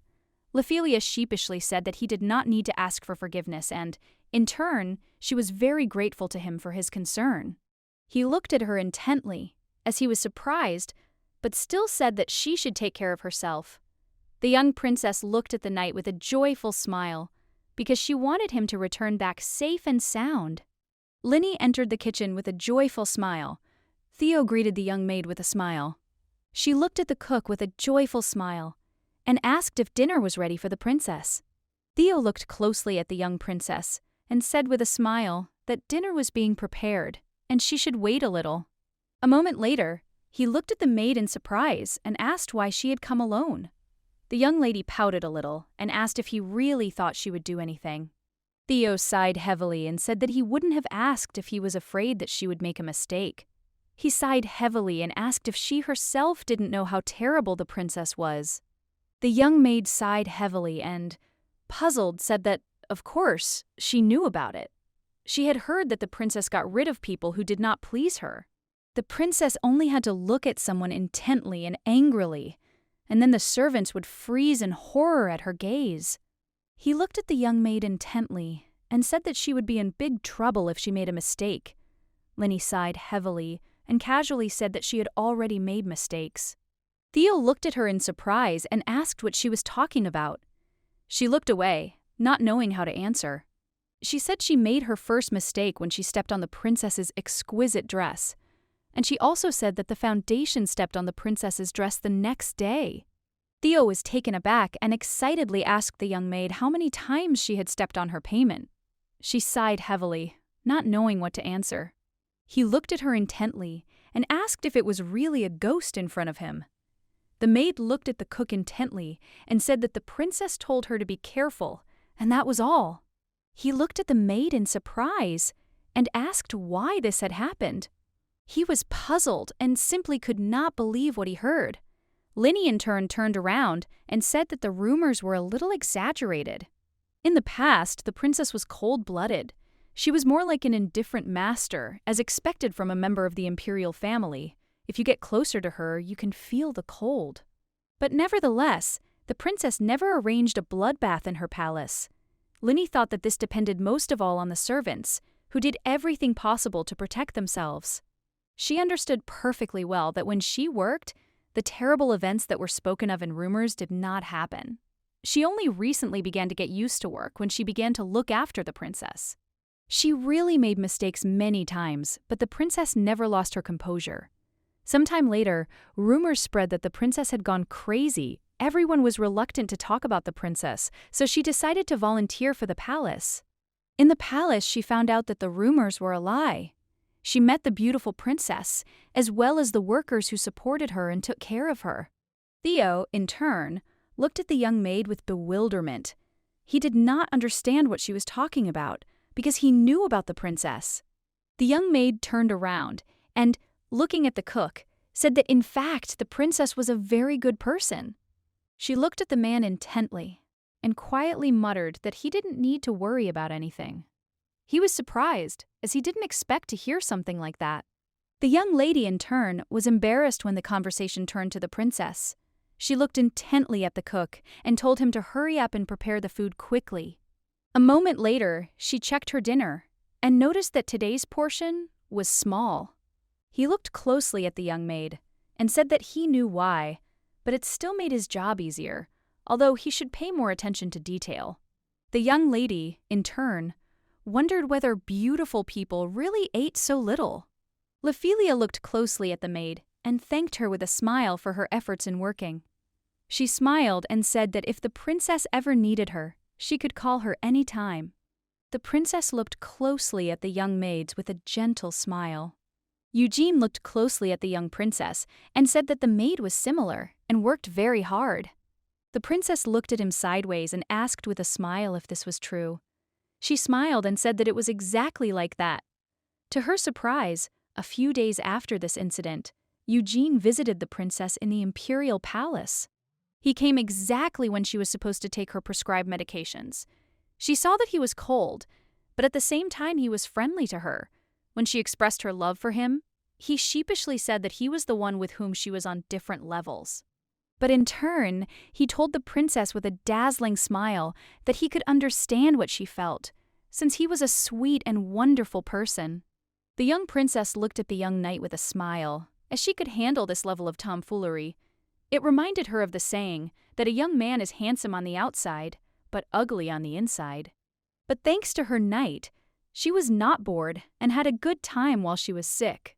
He looked at her intently and said that the atmosphere of the palace seemed to have changed a little over the past few days. She looked at him in surprise, as she did not understand what he was talking about. He smiled and said that if she looked relaxed, the servants would feel more comfortable, although such servants were in the minority. The young lady knew very well that if this was the case, then this was very good news. She hoped that she would have a chance to change the princess's reputation as a villain. The former princess was not the kind of person who simply tormented those weaker than her. Ophelia said with a smile that she felt relieved now.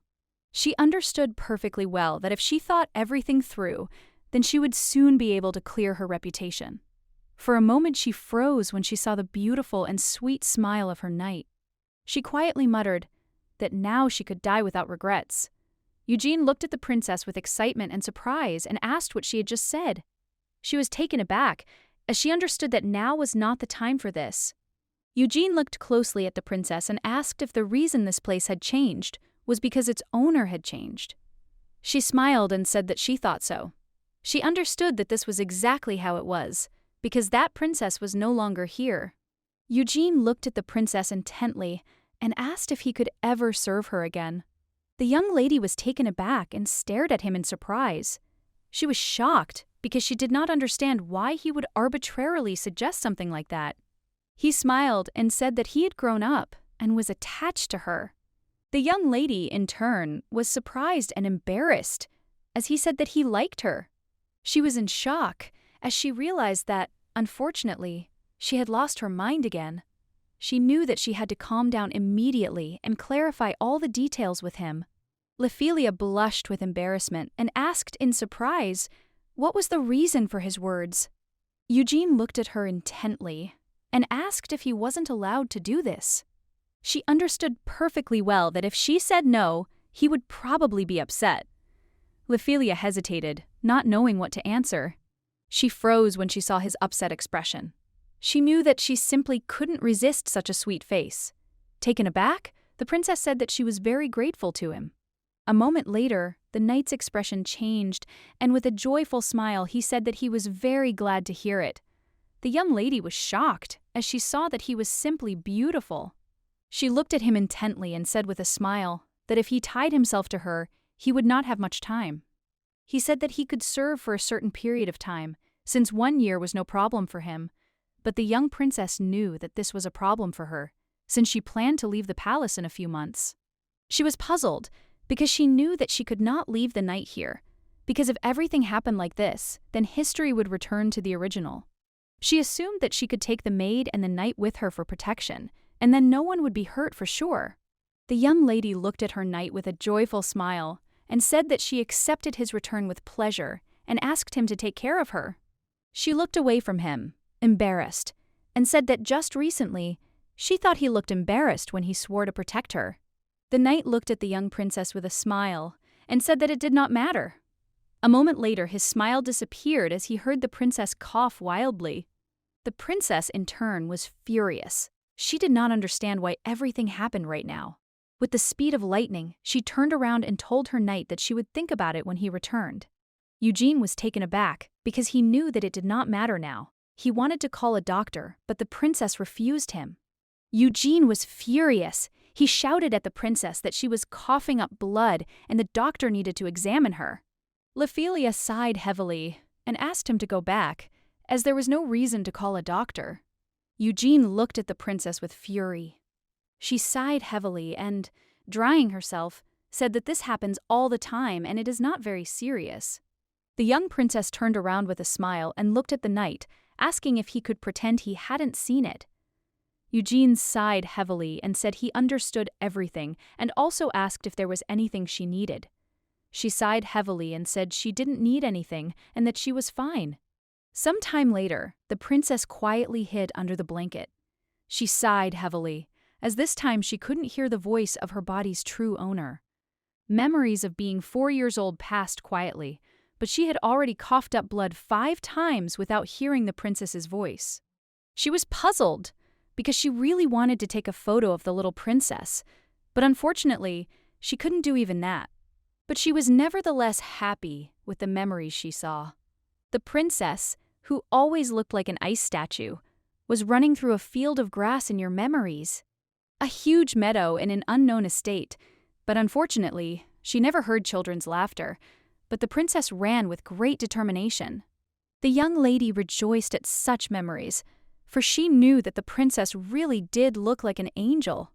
She understood that when she left the imperial palace, she would be allowed to take other people with her besides Eugene. She knew that she had to check everything carefully. Ophelia didn't think Cain was one of those people. Even if she wasn't sure about him, he was still a duke. She understood that the danger of dying at the hands of the crown prince was fairly small, but she still understood that there was a chance that he would fall in love with the main character, as was destined in the original. She sighed heavily, because she understood that she could do everything to prevent it from going that far. Ophelia, I understood perfectly well that everything would be fine until the young man heard those cherished words from the main character. However, she knew that there was nothing special in the main character's words. But when he first heard something like this, he felt a thrill. Then the main character seemed to have carved out a place for herself in his heart. The princess understood that if she prevented this, he might become attracted to her for other reasons. But she knew that he would not fall in love with her as desperately as he had in the original. She understood that then the crown prince would not harm the duke so much. A moment later, the princess switched to the third minor male character, the insanely rich leader of the Harris Information Guild. She knew he was that ridiculous type of character who said he wanted to see Ariel cry. She sighed heavily because she knew she didn't have to fight and take on him. He was cautious and took a different path from Eugene. He looked like a character who would never die, but in the end he died saving the main character. As with Cain, if you reduce the number of times you meet Ariel, there will be a chance to save him, and Harris and Daniel were close friends. She knew perfectly well that if she ever felt uneasy, she would simply gently tip Daniel off and say that his friend could die if he spent time with the main character. She sighed heavily, knowing that she was now left with Avon and Jane, who were both in love with the Crown Prince. But they left their love for the sake of their close friend, Lady Owen, who sacrificed everything to become better, and Jane, who drank the deadly poison in place of the main character. The young princess was a little unsure of Avon, but she knew everything about Jane. She sighed heavily, because she knew that after Togo saved them, she had to go to the doctor. Now she understood that out of all the characters she remembered about, she only needed to take Eugene into her hands. A moment later, she lay down on her bed with a joyful smile, because she knew that her illness should end tomorrow. She was already making a plan to help Eugene and Cain get closer to each other. Eugene sighed heavily as he looked at everyone present. His mood had changed greatly since he was first assigned as an escort knight. The young maid looked at the knight intently and asked if he was looking for her. Eugene sighed heavily and said that he was sure she was very busy, so he apologized for calling. She looked at him intently and said that it did not matter, and also asked what surprised him so. He sighed heavily and said that he was surprised by what happened in the palace. Eugene said he thought it was better to find out about everything now, before everything came back. Emma said she understood, but there was nothing for him to worry about. Eugene looked intently at the maid, but did not answer. Emma sighed heavily and, walking, said that even if something had happened, she had no right to talk about it. Emma looked at him intently and said that as long as the princess trusted him as an accompanying knight, what he saw with his own eyes was enough. Emma looked closely at the knight and said with a gentle smile that she really hoped he would take good care of the princess. Eugene stared at the maid's back because he just wanted to know how much she knew about the princess's situation, but she didn't share the information with him. He knew that she wouldn't do it that easily. He sighed heavily and looked at the departing maid with a smile, since he understood that she was the princess's personal maid. He understood that this was right, since it was her duty to be polite. But a moment later he shuddered and darkened. He remembered the princess who had recently coughed up blood. He understood that such a sharp, bloody cough was clearly not a good sign. He knew that when they used mana, the princess's condition was at its worst. He knew it wasn't like the pain she was used to, but the princess looked calm. He suspected the problem might be worse than just Raphael's illness. Eugene felt relieved when the princess took him back. He knew he needed to start working with the doctor as soon as possible. Whenever he thought about the princess, the first thing that came to his mind was that he had to protect her. With the speed of lightning, the young man burst into the doctor's office and called him. He understood perfectly well that he must do everything in his power to help the princess. Rox looked at the young man in surprise and said that he was just in time. Eugene sighed heavily. He knew perfectly well that no matter how he looked at all the people who were in the room, he understood that they were all united only because of the princess. He smiled and said that they looked as if they had gathered for a private meeting. Eugene looked at the Duke closely and asked with a smile if he was still working with them. The Duke said that he was just taking advantage of his vacation. Eugene was surprised, as he did not expect to hear something like this. He asked the Duke in surprise if he really knew such words. Her genie was puzzled, for he knew that the Duke had only met the princess once that time. He wondered if the Duke was more importunate than he seemed. Eugene looked at the Duke intently. He wondered if he was any different from the current prince. He couldn't guess what he was really thinking. Rox looked at everyone present and said that they could start right now, and since everyone was gathered, there was no reason for them to delay, since they had several aspects to consider. He looked sharply at everyone present and said that he would like to consider a full recovery, as well as the elimination of symptoms. He looked sharply at the Duke and said that he had said earlier that he had several ideas about this. The Duke said that was all correct. A moment later, he said that they could start with the main thing, since he could freely control mana through his body. Ripley looked at the Duke in surprise and asked if he was really saying that he controlled the mana in his body. He asked if it was like holy power. The Duke said that it was true. Eugene, in turn, was truly amazed. Ripley said in surprise that it was a known fact that his mana was classified as light, but the Duke was now showing that his mana was dark.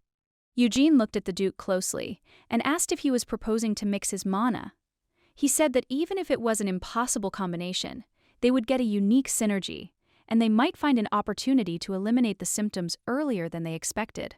At the same time, the young princess was sitting in her office and thinking about the situation. She was puzzled and worried because she had not seen her handsome men for several days. She was puzzled because she did not know how to live on without meeting them. She was in shock, did not understand where they went after meeting her. She wondered if they really did not need her now. A moment later, she heard a noise outside the door and quietly looked out. Theo looked at the young maid in surprise and asked why she was making cookies for herself late at night. He looked at her closely and asked if she couldn't do this during the day. He was worried and asked what she would do if something happened. The young princess, in turn, was taken aback as she remembered that yesterday evening she had asked the maid how to bake cookies. She was puzzled as she realized that it was entirely her fault. Theo looked closely at the maid and said that Ernie would now take care of the princess's dishes for her. A moment later, the princess screamed. Theo looked away in surprise, as he did not understand who was screaming, but he froze and was taken aback when he saw the princess. Ophelia ran up to the cook in a hurry and shouted that she was very sorry, because last night she asked the maid to teach her how to bake cookies in the kitchen. She looked sharply at the chef and said that she would be more careful in the future and apologized for disturbing him.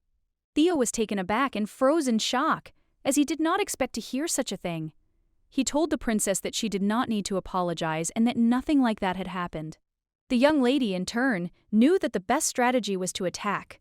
With the speed of lightning, the princess took her maid by the hand and ran away with her. Sometime later, she sat quietly in the garden, puzzled by everything that was happening, as she could not find her boyfriends. A moment later, she turned around as she heard a painfully familiar voice.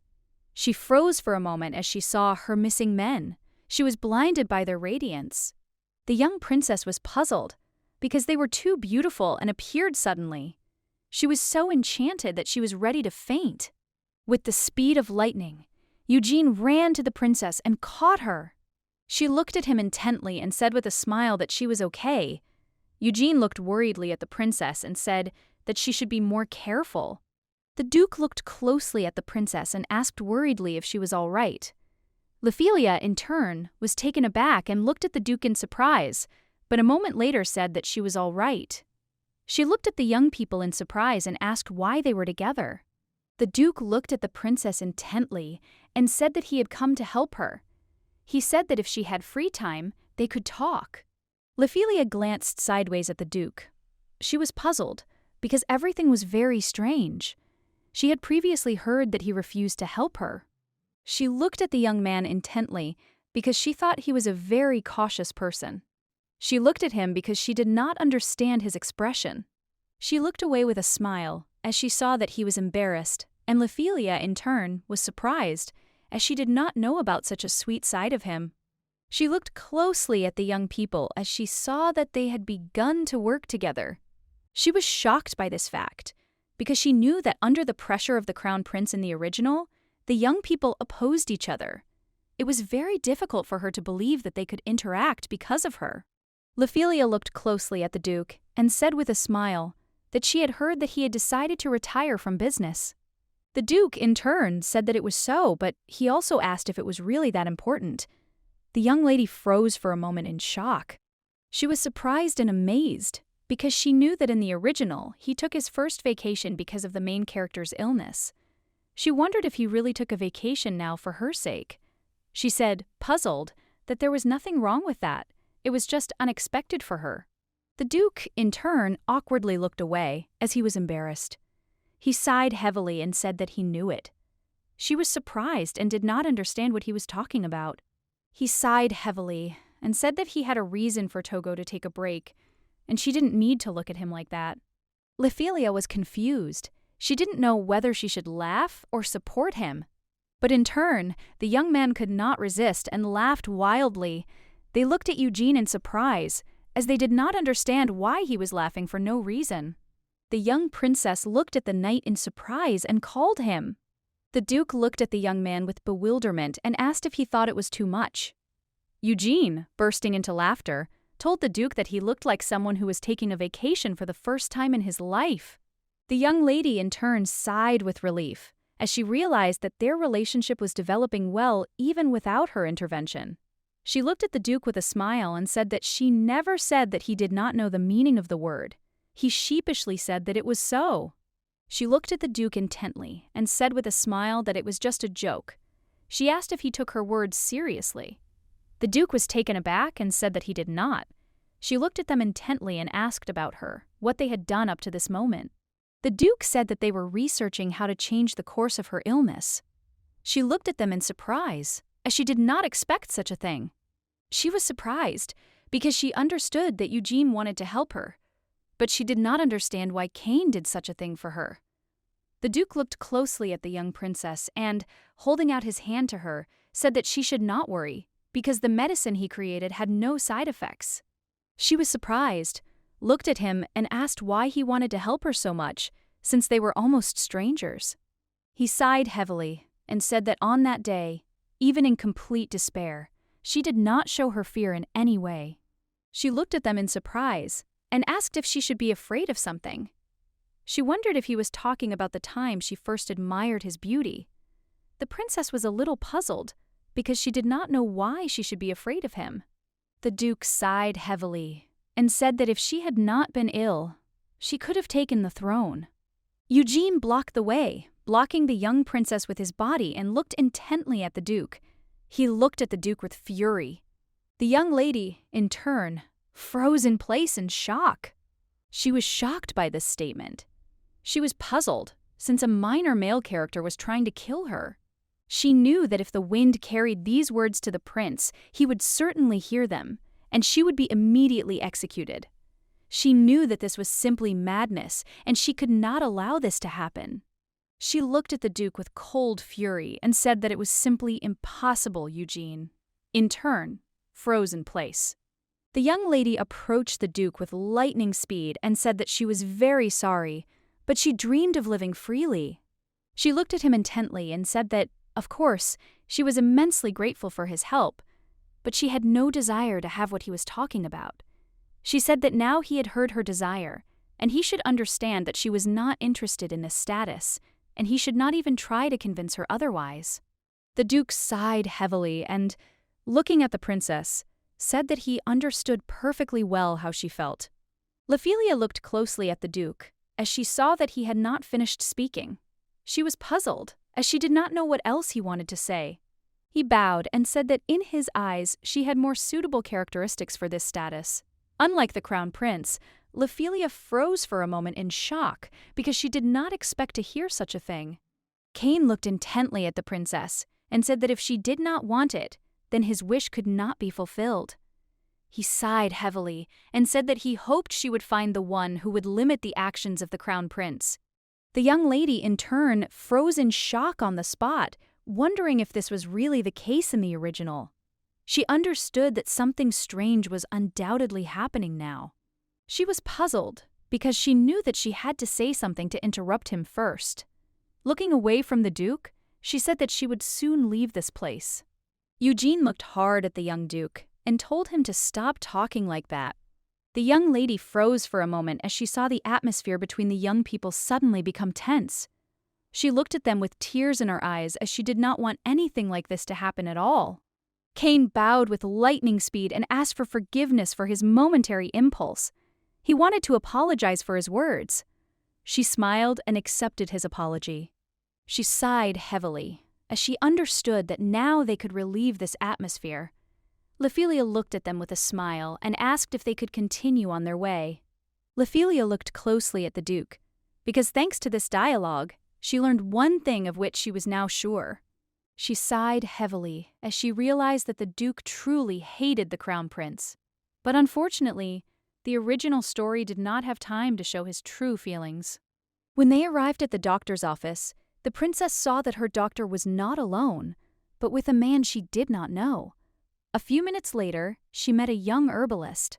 In turn, the princess was puzzled, since he gave her a ton of medicines that she had to take without leaving them, and there were detailed instructions for all the medicines. Unfortunately, the young princess did not understand a single word, even when she tried to. His words, but nevertheless, she pretended that she understood everything. But a moment later, the inevitable happened, and she began to cough again. Everyone present looked at her in confusion. The princess was puzzled, because everything happened when memories suddenly came flooding back to her. Eugene rushed excitedly to the princess and asked if she was okay. With lightning speed, he offered her a handkerchief and began to court her. Ophelia wondered what memory would come back this time. She sighed heavily, as she realized that next time she would have to carefully follow the schedule and not go outside for a while. She looked at everyone present with a gentle smile and said that he was completely fine now, so they did not need to worry. She said that they could continue. Ripley looked at the princess in surprise and told his mentor that he didn't know she was such a fearless person. He whispered that he almost respected her for such bravery. The young lady, in turn, was embarrassed by such words and wanted to just throw his words out of her head. Ripley quietly said that she was an awfully wise person. She was shocked and wanted them to finish quickly so she could go back. She wanted to close her eyes and pray to hear the beautiful voice of a real princess. Memories came flooding back to her, and she saw the maid saying that she had brought a gift from his lordship. The young lady knew that the gentle voice of young Emma was also beautiful. She saw the embarrassed young princess. Then she opened the letter congratulating her on her birthday. The young lady saw the surname of the family to which the princess's mother belonged, but she was sure that they had stopped keeping in touch after her mother's death. She was surprised that they were still diminishing in letters. The princess, with a joyful smile, told her maid to bring the paper. The young lady looked at all the memories with a smile, as she was happy to see her idol's childhood. She felt the princess becoming happier in her memories, but after that day, even the brightly shining princess changed a lot. On that day, she suddenly learned about the illness. Unfortunately, the young lady didn't know what happened, but she thought her heart would break if she saw the memories of that day. However, she didn't feel sorry for her. She knew perfectly well that if the princess she had recently met knew that she had dared to pity her, she would have gnashed her teeth. Looking at all the memories, she fell in love with the princess even more. Now she knew that the relationship between the Duke and her knight, who were enemies in the original, had become friendly. She knew that their relationship was developing well, and from this point of view, she should not worry about it. Ophelia was very happy, because she knew that this problem was solved, and she could do other things. She sighed heavily, as she knew that time was flying by, and therefore she had to meet with the Duke as often as possible. She understood that he wanted her to become empress, but she was still worried about her life. She did not want to leave him unhappy. The next day, Eugene stood quietly outside the door of the princess's room. Looking out the window, he noticed that the day was beautiful. He sighed heavily and frowned, as he knew that while he was spending time with the prince and condemning the positive changes were happening very quickly. The young princess, in turn, abruptly opened the door and greeted her knight. She looked at him intently and asked with a smile if he wanted to go for a walk. He smiled and agreed with her. As they walked down the corridor, they discussed where they could go. Sometime later, they came to the library. She slowly and proudly gave the knight a pass and said with a smile that she was a very important person. Eugene looked at the princess with a smile and said that she was trying hard just to get in. The young princess looked closely at the young knight. She wondered if it was just her imagination or if he had become less reserved. She was shocked because he was looking at her intently and smiling, but at the same time he was behaving inappropriately towards her. But, unfortunately, the young princess could not tell him anything because he gave her his radiant smile every day. They wandered around the library for a while. The young lady was surprised and at the same time alarmed. She looked in every corner of the library, but unfortunately, she could not find the Duke. She wondered if he had returned to his office. She knew that if that were the case, it wouldn't be a break at all. A moment later, she looked at the half-open door in surprise. She froze for a moment as she saw the Duke hiding in a secret corner. She froze in shock as she fell in love with him once again. She was amazed by his beauty, because he was reading a book with concentration. Eugene looked at the princess in surprise and bewilderment as he saw the worried expression on her face. She turned around with lightning speed and told him to be quiet. With the speed of lightning, the young princess grabbed her knight by the jacket. He was surprised and did not understand where she was going, because she did not even call the Duke. She smiled and, as she left, said that she felt she should not interfere. Ophelia turned around with a smile and looked at the knight, asking if it wasn't time for a break. She said that this was the moment when a person had the right to spend time as they wanted, so she thought that she shouldn't interfere with something like that. The young lady, in turn, was alarmed, for she knew the Duke was very sweet, and she did not want to ruin such a scene. Eugene looked closely at the young, beautiful princess with an admiring smile. He smiled and extended his hand to her, saying that they could go for a nice walk together. Ophelia froze for a moment as she saw a warm smile. She never thought that something like this could happen in the original story. Now that she thought that he was gradually getting rid of his role as a shield for the main character, Ophelia said with a smile that it sounded very good and they could go for a walk. A moment later, she turned around as she heard the Duke's voice. She looked at him in surprise, as she didn't expect to see him so quickly. The princess looked at the Duke with a smile and asked what brought him here. He sighed heavily and looked away, and with pity in his voice he said that she just left. She looked at him in surprise and wondered if he knew that they were there. Ophelia looked at the Duke with a radiant smile and said that he was on a long break and she thought he would want to enjoy the fresh air together. She asked with a smile if it was him who was tense. The Duke, in turn, looked away, embarrassed and awkward, and said that it didn't bother him at all. The young princess looked at the Duke with a smile and said that on days like these one should leave the palace more often. Ophelia looked at the Duke with a smile and asked if he would like to go on a short walk with her and Eugene, as she wanted him to enjoy the rest as well. The Duke looked at her closely and agreed. After a short conversation, the young princess went for a walk with Eugene and Kane. They strolled leisurely in the garden. Ophelia assumed that the Duke would sit down nearby and rest with them. But, unfortunately, the Duke refused them, citing the fact that it was indecent. However, she felt relieved to see that he was watching them. She knew very well how he showed his emotions. In the original story, Eugene called the Duke treacherous and hated him, but now he looked on in fascination as the Duke had fun. Ophelia looked closely at her knight and said with a smile that today was a lot of fun. She said that he looked quite friendly.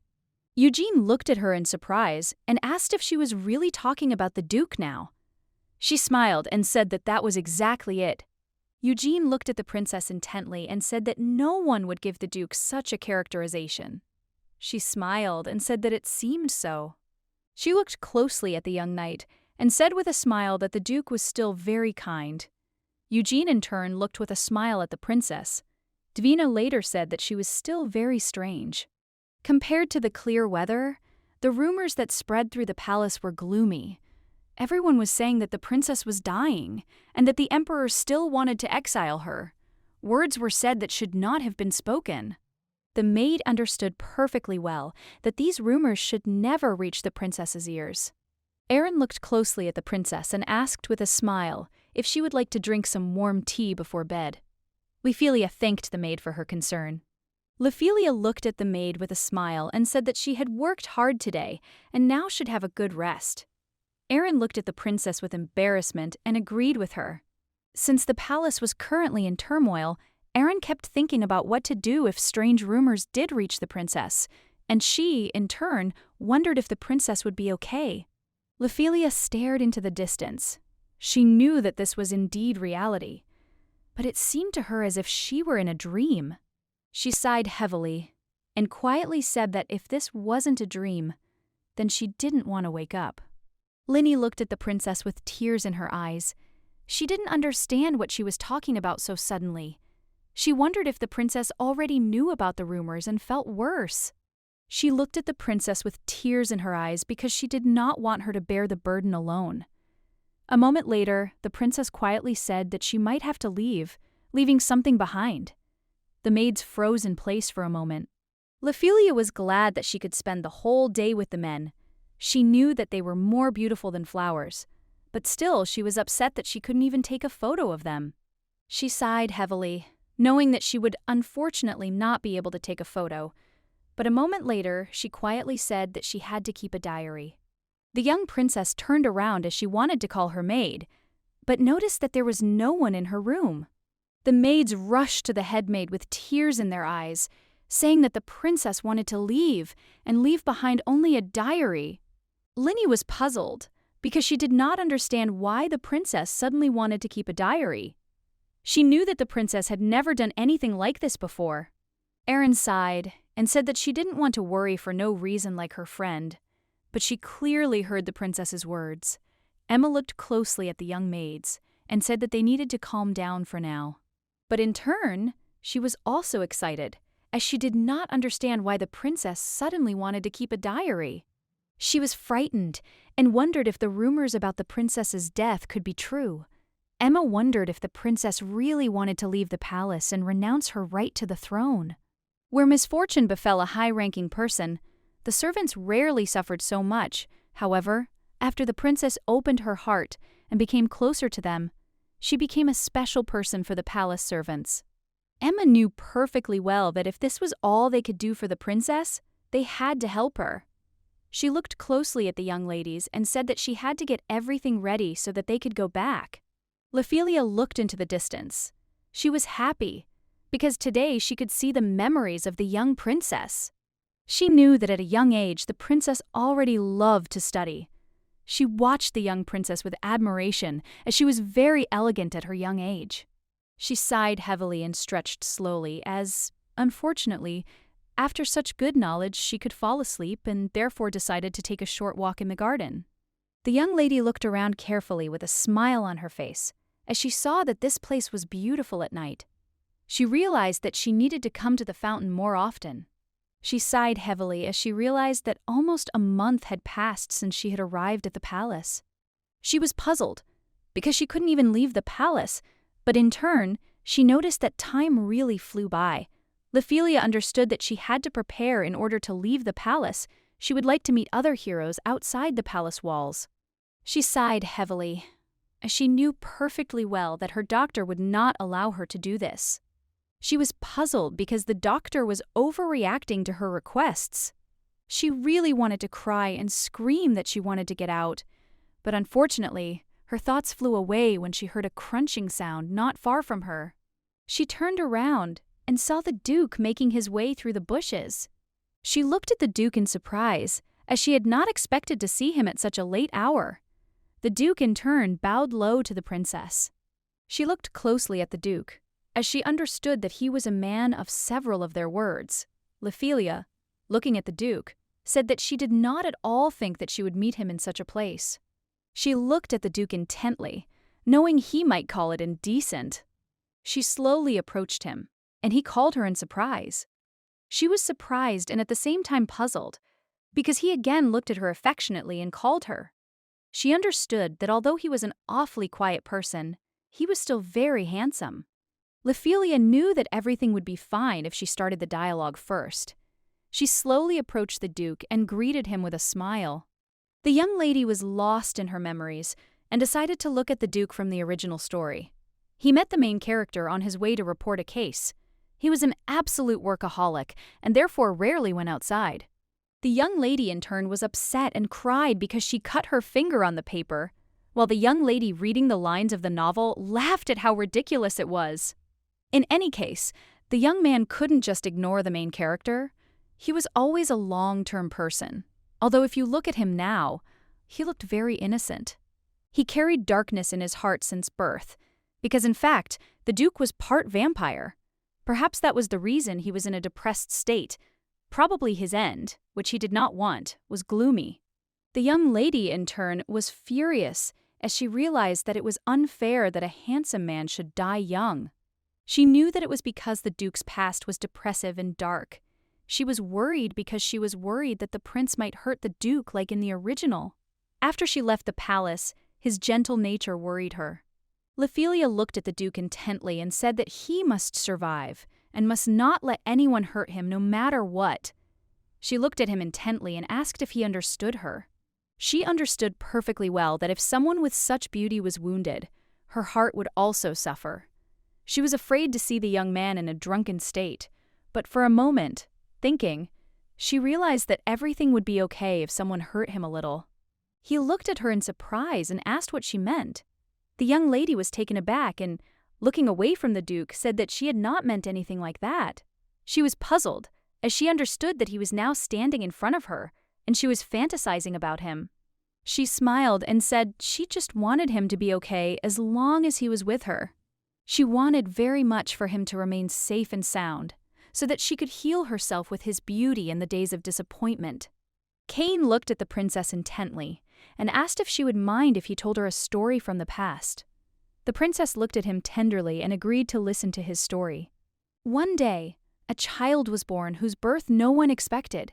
Unfortunately, the child grew up alone. No one around him helped him. Since he was often alone, he had no friends. For him, the warmth of another person was a luxury he had never felt. But one day, the child met a friend, and for the first time, he learned to enjoy the company of other people. He experienced warmth for the first time, and Cain became even more attached to that person. One day, a friend told a child that while he would be his friend as he wanted, he must give him his blood, flesh and heart. The child happily agreed, because it was the request of his first and only friend, and only in the distant future did the child realize that his friend had manipulated him. The Duke looked closely at the princess and asked what she thought about it. The princess looked at him in surprise, as she did not expect to hear such a thing. She, unfortunately, was not sure who exactly the story was about, so she wanted to give him a safe answer. She looked closely at the Duke and said that she thought the child must run away. She looked at him intently and said that he should run without looking back before they took anything more than his blood, flesh and heart. She sighed heavily and said that in fact, he should not have given them up at all. The Duke looked at the young princess in surprise, as he did not expect to hear such a thing. She looked at him intently and said that a true friend would never ask for such things. The Duke froze in surprise for a moment. A moment later, the Duke looked closely at the young princess and said that he and Eugene would accompany her tomorrow. Ophelia looked at the young man in surprise, as she did not understand what he was talking about. A moment later, the Duke bowed low to the princess and said that no matter what happened, they would fulfill everything the princess wished for. Ophelia froze in place in surprise and shock. The young lady, in turn, was a little puzzled. She did not know what he was talking about. She wondered if he was talking about how no one would get hurt or die in the future. The lady really wanted him to control the outcome of events in the future. The Duke sighed heavily and said goodbye to her one last time. Ophelia, in turn, stared intently after the Duke. She smiled a radiant smile, because she didn't really know what happened between them, but she felt like he was attentive to her, and for that reason, she liked him very much. The next day, after Cain and Eugene's persuasion, Rox and Ripley surrendered. Only then did the young lady understand what the Duke had meant that time. The young lady, in turn, knew that after the rain, a rainbow always appeared. She happily ran up to the doctor and thanked him. Rox froze in embarrassment, but still, with tears in his eyes, he asked her to be careful. The young princess looked at the young people with a sly smile, as she understood that she could use this chance to hug them. With the speed of lightning, she ran up to them and hugged them tightly. The young men, in turn, froze in embarrassment as she squeezed them tighter. Eugene asked the princess with a grin if she was happy now. The young princess happily said that of course she was happy. She looked at them intently and asked with a smile if they would accompany her. The Duke smiled and said that it was true. Ophelia looked at her maid with a smile and asked if she could prepare some ordinary men's clothes. A moment later, the maid presented the young men with the clothes that had been prepared in advance. Ophelia looked at the young people with admiration, as they were beautiful. These clothes were more revealing than the old ones, and she liked it very much. Eugene looked at the princess closely and said that it was thoughtful of her. She looked at him contentedly, with a joyful smile. Eugene looked sideways at the Duke and, with a sly smile, said that with the Duke's help they could do it. She smiled and said that it was exactly like that. Eugene looked closely at the princess and said with a satisfied smile that it was very good that the Duke had talked with the doctor and the herbalist yesterday. Cain, in turn, looked at his new friend and called him. Eugene smiled, looking at the Duke, and the princess stood in bewilderment. She looked at him in surprise, as she did not understand why he was so tense. She was surprised, as she noticed that he smiled and became embarrassed. Ophelia froze for a moment in shock at how cute and handsome he was. A moment later, a wave of emotion washed over her and the princess staggered. Everyone froze in shock as they saw that the Duke, who was always sullen, was smiling and embarrassed. She was shocked by his radiant smile, and her heart just couldn't take it. She staggered, and everyone looked at her warily. Ophelia was shocked by everything that was happening and understood that it was too much on his part. Unfortunately, she could not stand it and fell with a crash, but still she was glad that she was able to witness something like this. When she saw the Duke's smile, she decided to immediately deal with his problem, which she wanted to postpone. Now she realized that he opened his heart to her. Cain looked closely at the young princess and asked if she was okay. He was an outcast because of his bloodline, unable to protect those he cared about, starving for love, letting people go so easily. He could not forgive himself for it. The more his self-hatred grew, the more he hated the prince. For someone like him, the princess was the best card to overthrow the prince. He understood that if he could use the princess, he would achieve the desired result. But he froze in place when he saw the look of the princess, who suddenly passed by him. Her look was unhappy and reminded him of the image of his mother, which he carefully wanted to forget. She reminded him of himself and his mother, and it seemed to him that this was the real reason why he did not ignore or use her. However, in reality, the princess turned out to be a person beyond his imagination. Even with all his oratory skills, he couldn't describe it, but she was a person born from sunlight. As he looked at her smile in the moonlight, he felt his heart waver. The Duke looked at the princess from afar in surprise, as he did not understand why she had come out at such a late hour. He saw that she sighed heavily and said that she could not leave the palace. She understood that time was really flying by very quickly. He was surprised and at the same time excited because he did not understand why she had such a sad and exhausted face. The Duke looked closely at the princess, for he saw that she gave the impression of being a strong and bright personality, but unfortunately he realized that there was no hope of curing her. He thought for a moment, as he had previously heard that she wanted to visit the market, but because it was located on a noisy, crowded street, the doctor was against her visiting. He knew that only Eugene listened to the princess and asked the doctor for permission so that the princess could visit the noisy street. He sighed heavily, as he knew that only a few people knew about the princess's true situation. He knew perfectly well that no matter how he saw the situation, he knew that the market was dangerous for her. The Duke slowly approached the princess. She in turn greeted him with a gentle smile. He froze, as he did not expect this. Then she told him that he must survive and should not allow the outsiders to harm him. The Duke was confused, as he did not understand what she meant. He looked at her in surprise and asked what she was talking about. She smiled and said that she didn't mean anything serious. She just wanted him to be okay as long as he was next to her. At that moment, he clearly saw how the princess's smile weakened. He knew it was a very strange request, since he had never been wounded. He had never worried about getting wounded or dying. The Duke sighed heavily, as he realized that these were too harsh words for him. Because of such kindness that penetrated his heart, he told her about the hatred that had been hidden in his heart for a very long time. He knew that it was an impulsive question on his part, and he deliberately wanted to cut off all ties with her, because she got too close to him. Then the princess told him that the child had to run away. The princess also told the Duke that a true friend would never ask for such things. He knew that her words were true. A moment later, the Duke bowed to the princess and told her that he would be by her side, and no matter what happened in the future, thanks to her warm and pure words, the wall around his heart collapsed in an instant, and he then decided that he would stay by her side until her last breath. The young lady looked into the distance with a bright smile, because she was determined to push the Duke. She really wanted to tear down all the unnecessary flags. She really hoped that with her help he would stop and not give his life for the main character. Of course, there was another reason. Her walks in the middle of the night. She knew that today was the day when she would start coughing, but in turn she was not upset, because she knew that she would get new memories. Ophelia sighed heavily and looked around, as she knew the Duke came to hone his skills around this time. She looked into the distance, for she knew that he was a knight, like Eugene. The young princess wandered around the area with a joyful smile, enjoying the fresh air. The morning walk had lifted her spirits, but for a moment she froze, as it seemed to her that someone shouted after her. Looking around, she didn't see anyone, and thought that she had just imagined it. But a moment later she froze in place, as she saw the Duke in person.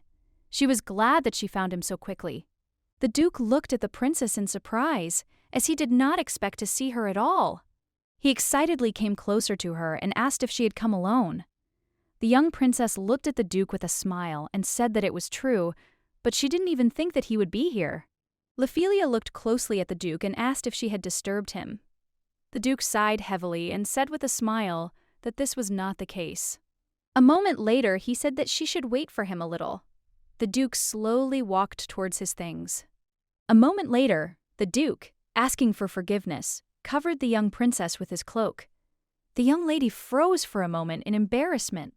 She looked at the Duke with embarrassment, as she was very surprised by his action, but still thanked him.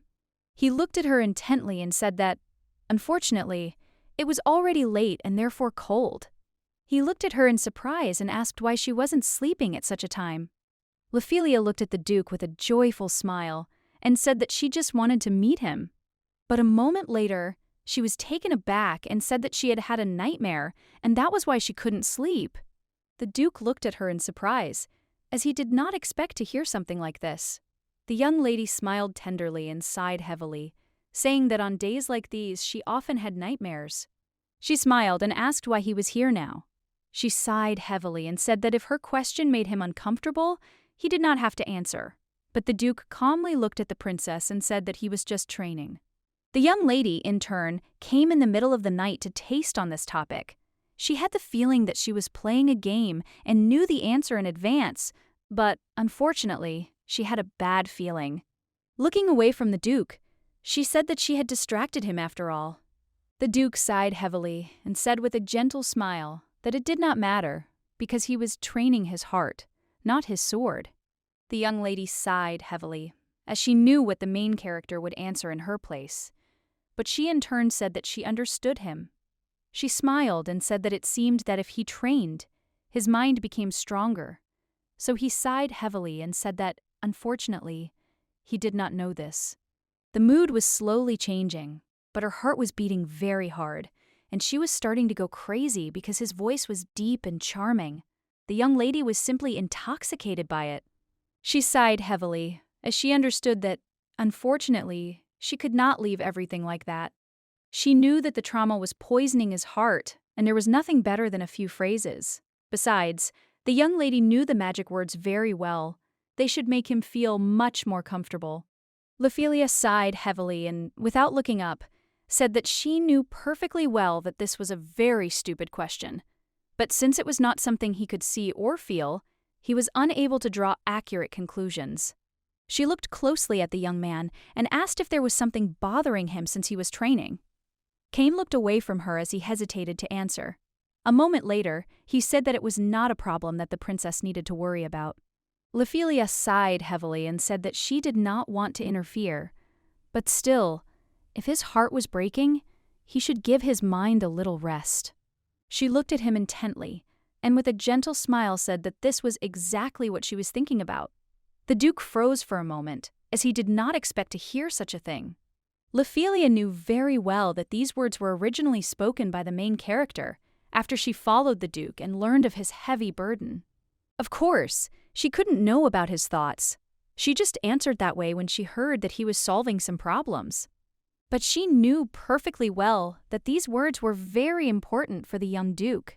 Unfortunately, Cain was someone who lost a lot at a young age because of his magical powers and ended up being used and thrown away like an object. Ophelia looked at the Duke with a smile and said that he should rest. She smiled tenderly and said that she always wanted to tell him such words. The Duke sighed heavily and, looking away from her, asked what she knew about him. The young lady was taken aback, as she did not expect such a question. She sighed heavily and said that, unfortunately, she did not know anything. She came closer to him and, reaching up to his face, looking into his eyes, said that she knew nothing about him. The young princess gently stroked the Duke's head and said that knowledge and the ability to feel do not always go hand in hand. Cain froze in surprise and shock. In turn, the young lady really wanted to pet her favorite character on the head so that he wouldn't be a puppy left out in the rain. In fact, she is not able to stroke him while standing on tiptoe, but it was enough for her to satisfy the devoted fans. She looked at him intently, as she just wanted to play with him a little, but she was taken aback when she saw the Duke's reaction. With lightning speed, the young princess hid her hand behind her back and sighed heavily, as she realized that she had overdone it again. She looked at the Duke with puzzlement, as she really hoped that nothing had spoiled their relationship. A moment later, she timidly said that it was time for her to go back. As she left, she smiled and told the Duke that it had already become very cold and that he should also return quickly. Ophelia, in turn, did not think that with these actions she could put the Duke in an awkward position. The young lady understood in a farcical turn that if he heard the words spoken, the main character would not now behave as if he had met his savior. The young man froze for a moment.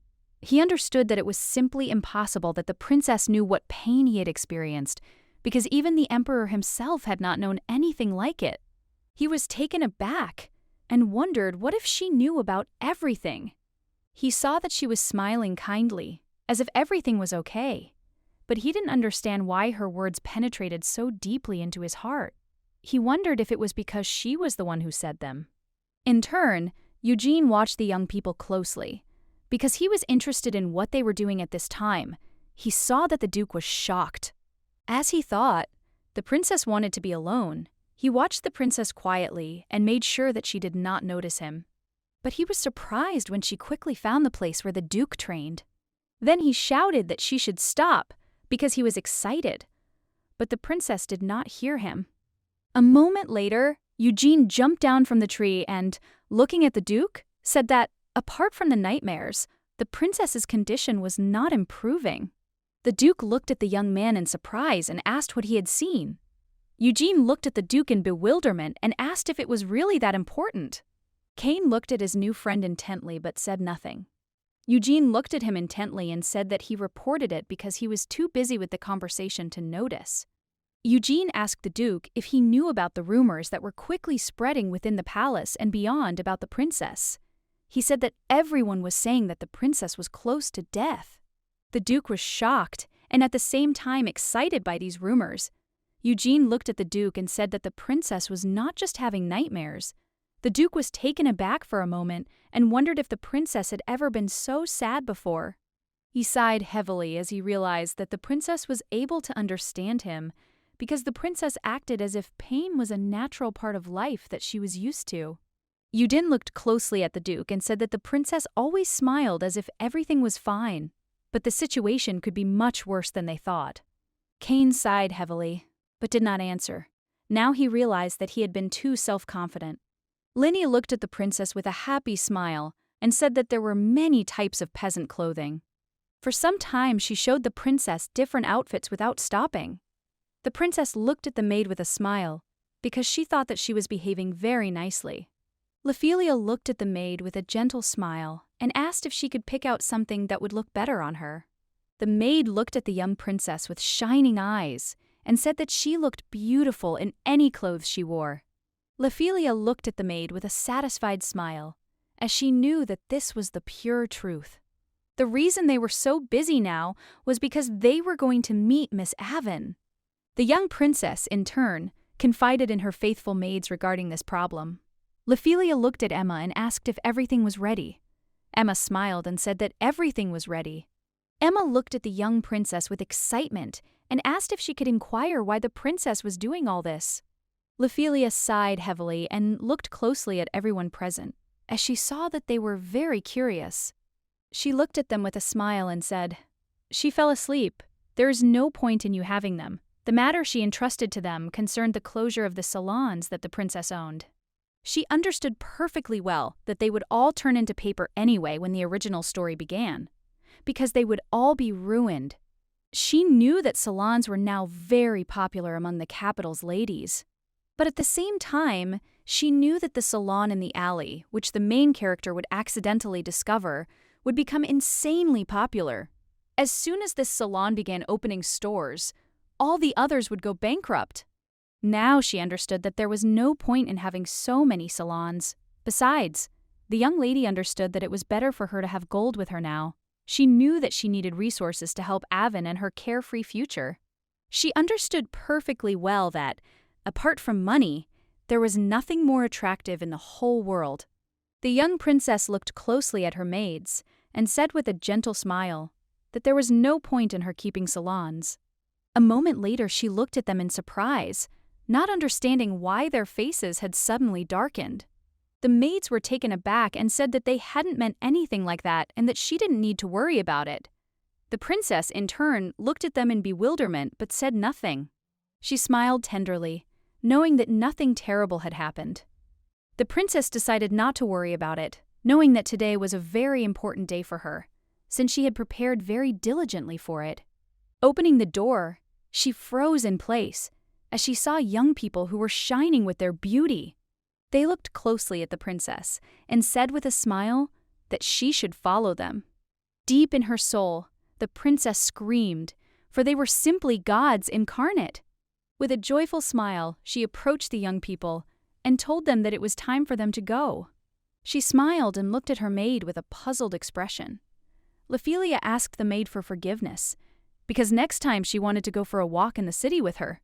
A person of noble birth, an inconspicuous squirrel, the main character, who shed many tears and smiled constantly.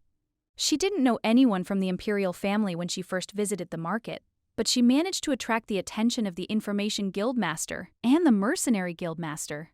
Ophelia sighed heavily, as she knew that the female lead had also attracted Avon and Jane, who were also important characters. Ophelia was puzzled as she realized that the female lead had gathered all the important characters around her. The young lady understood that the author was most likely just lazy and decided not to create various locations for the novel. Eugene looked at the princess with alarm and called her. Ophelia stared into the distance, lost in her thoughts, because she knew that the volume of her work had decreased, because she didn't have to walk much due to the author's laziness. She knew that this place was truly a gold mine, because right opposite the imperial palace there was a market. Eugene looked intently at the princess and said that she should not leave them, not even a step. Ophelia looked at her defenders with a smile and said that she would not do this. She knew that now she needed to transfer the sales contract to the new owners of the salons. Some time later, she quietly entered the guild, but noticed that the man was sleeping quietly at his workstation. The young princess slammed her documents down on the table. The man was taken aback and winced in shock. She looked at the man intently and said that she wanted to be paid in gold and jewels, so he should sort everything out quickly. The man was taken aback, as he did not expect such a thing. He hoped that he was not being humiliated now, but in turn, he trembled with fear in front of the princess. She sighed heavily, as she understood that she could not be kind when it came to important matters. Ophelia looked closely at the man and said that, in that case, she would give him the documents. The man, in turn, looked at the princess in surprise. He noticed a ring on her hand, which proved her identity as a princess. With the speed of lightning, the man set to work. The princess looked at him intently and asked if he knew about a place called the Black Grotto. At the same time, The young people sat quietly and waited for the princess outside the door. The princess walked out slowly and asked with a smile how long they had been waiting for her. Eugene rushed to the princess with lightning speed and called her. He looked at her with concern and asked if there was any problem. She looked at him with bewilderment, as she did not understand what he was talking about. He sighed heavily and said that she had come here in person, and she could have caught unkind looks. He sighed heavily and asked if she had heard about the rumors. She looked at him in surprise, as she did not understand what he was talking about. Eugene sighed heavily and said with a gentle smile that he didn't mean to say anything like that, and if there were no problems here, then everything was fine and they could leave. Sometime later, the young princess and her companions were walking along a busy street where there was a lot of hustle and bustle. The Duke looked at the princess intently and asked with a smile if there were any other places she wished to visit. She smiled, as she saw that he was very kind to her. She looked at them intently and said with a smile that they should call her by her name instead of princess. The young people froze in shock, as they did not expect to hear anything like this. The Duke was taken aback, as he was puzzled by such a request. Eugene, in turn, bowed low and told the princess that if she wished it, he would gladly fulfill it. The princess smiled and told the Duke that he need not worry and do everything as her knight did. Cain looked away from the princess in embarrassment and, asking for forgiveness, called her by name. The young princess, in turn, was struck right in the heart. Eugene looked at the princess with a joyful smile and asked where else she would like to go. The young lady, in turn, knew that it was very wonderful, and she did not suspect that she would die exactly like this. She knew that she needed to calm down as quickly as possible because her nose could start bleeding at any moment due to such emotions. A moment later, she sighed heavily and said with a joyful smile that she would like to go to a place called the Moon Garden. Eugene looked closely at the young princess and said that she did not look well, and if she was not greeted, they could go there tomorrow. Cain was worried, as he knew that the Moon Garden was a pub. Elena, the princess of the area, said that she was fine, and they could go there. She knew that she was more than fine now, and in fact, now she didn't even belong to the emperor, because she was soon to receive money from the sale of the salons, and now she would not be financially dependent on the emperor. She smiled and said that she really wanted to go there. Sometime later, they visited a pub. The Duke looked at the princess with alarm and asked why she wanted to go there. The young princess hesitated, not knowing what to answer. She saw that they were watching her intently. She awkwardly looked away from them and said that she would like to try alcoholic drinks. In the original novel, she read that the alcohol in this pub was very tasty. The young people looked at the princess in surprise, as they did not expect to hear such a thing. Eugene looked at the princess with a smile and said that he understood her perfectly. He smiled and offered her to drink quickly. The young lady, in turn, looked closely at the menu.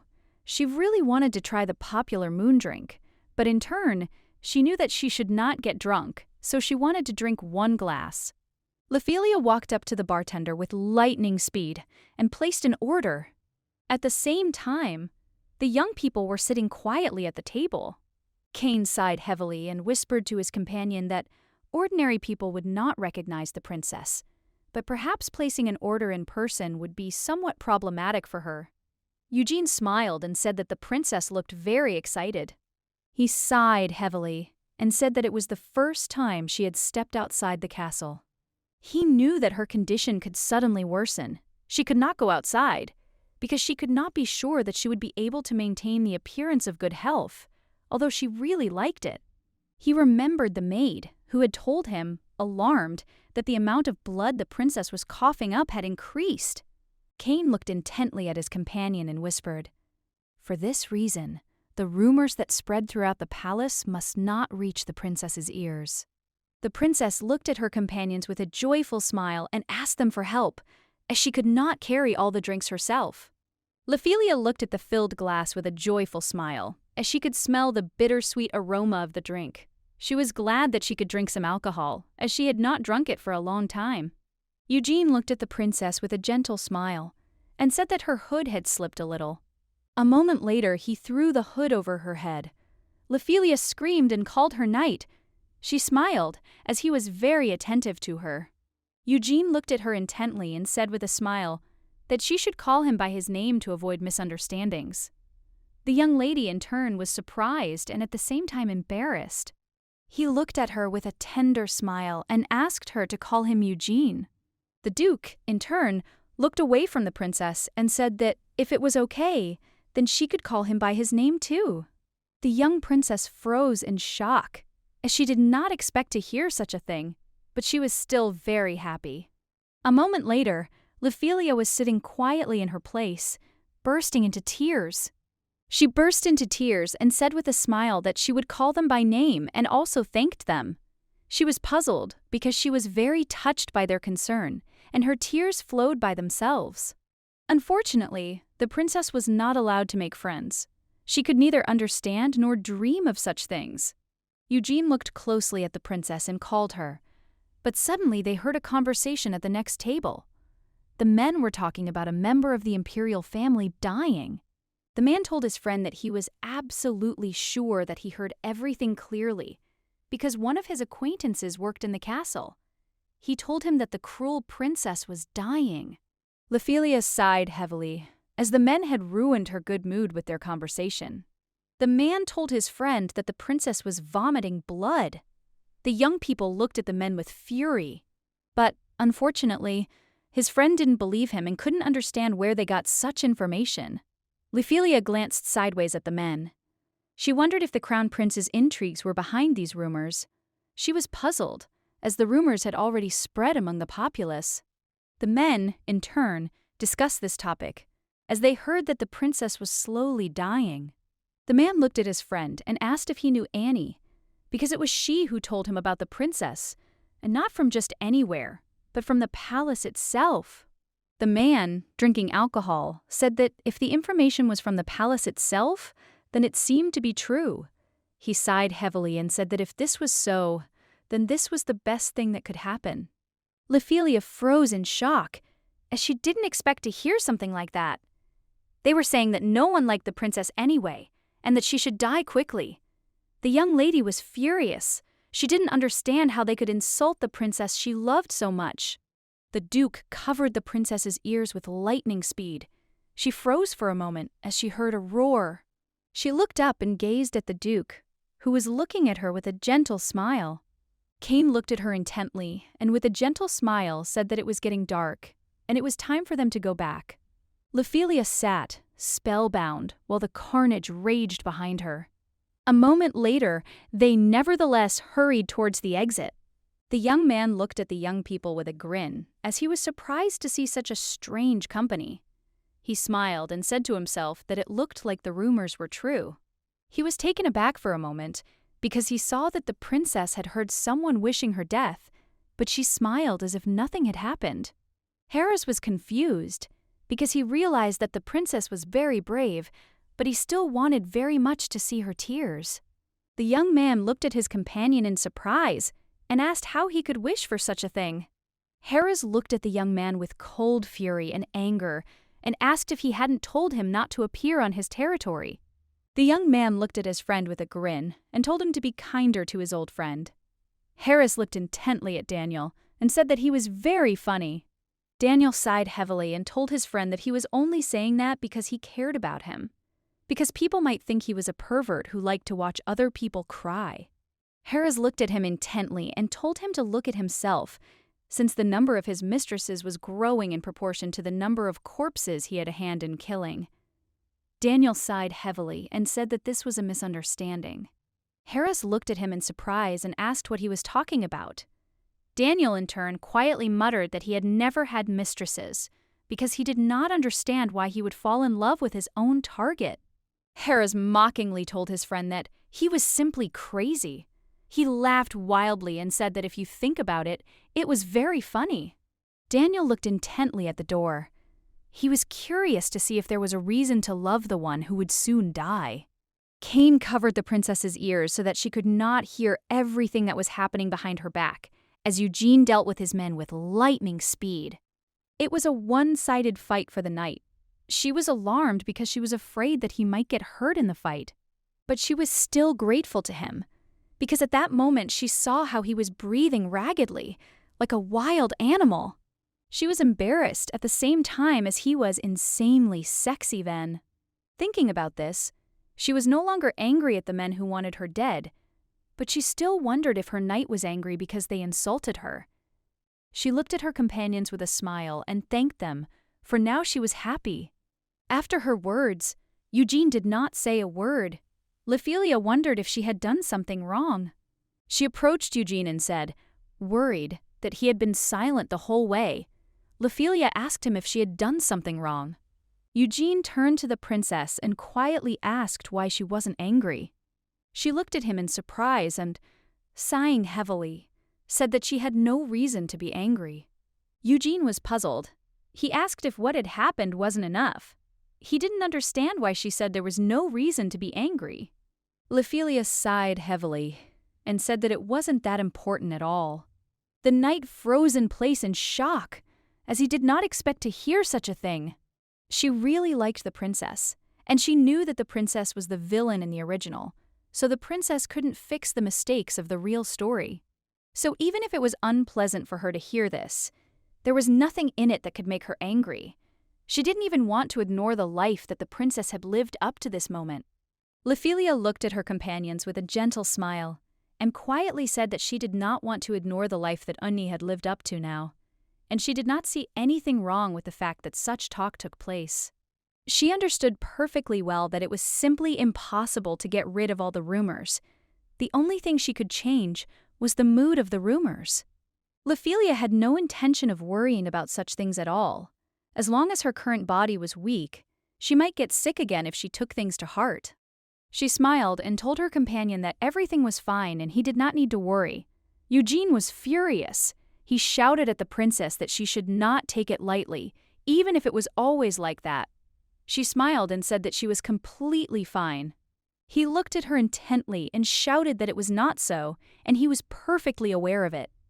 She looked at him in surprise and asked why he could not understand that she was happy enough now. Eugene sighed heavily and said that it wasn't that he couldn't understand it. Ophelia sighed heavily because she knew that he saw her carelessness more than anyone, but she didn't understand why he acted like that today. She wondered if he was drunk, and that was why his emotions were so strong today. She looked at him with admiration, as she realized that this was indeed a rare phenomenon. Eugene sighed heavily and, looking at the princess, said that the doctor's panic was no reason to downplay the problem. He was alarmed and asked why she was not taking the prescribed medication. He was furious because she did not see slander for what it was, and did not understand why she was accustomed to such things. Eugene sighed heavily. He did not understand why she was so cruel to herself. Ophelia was taken aback because she realized that the young man got drunk too quickly. They drank together because, in the original, they were both resistant to alcohol, but she didn't think that he would get drunk so quickly.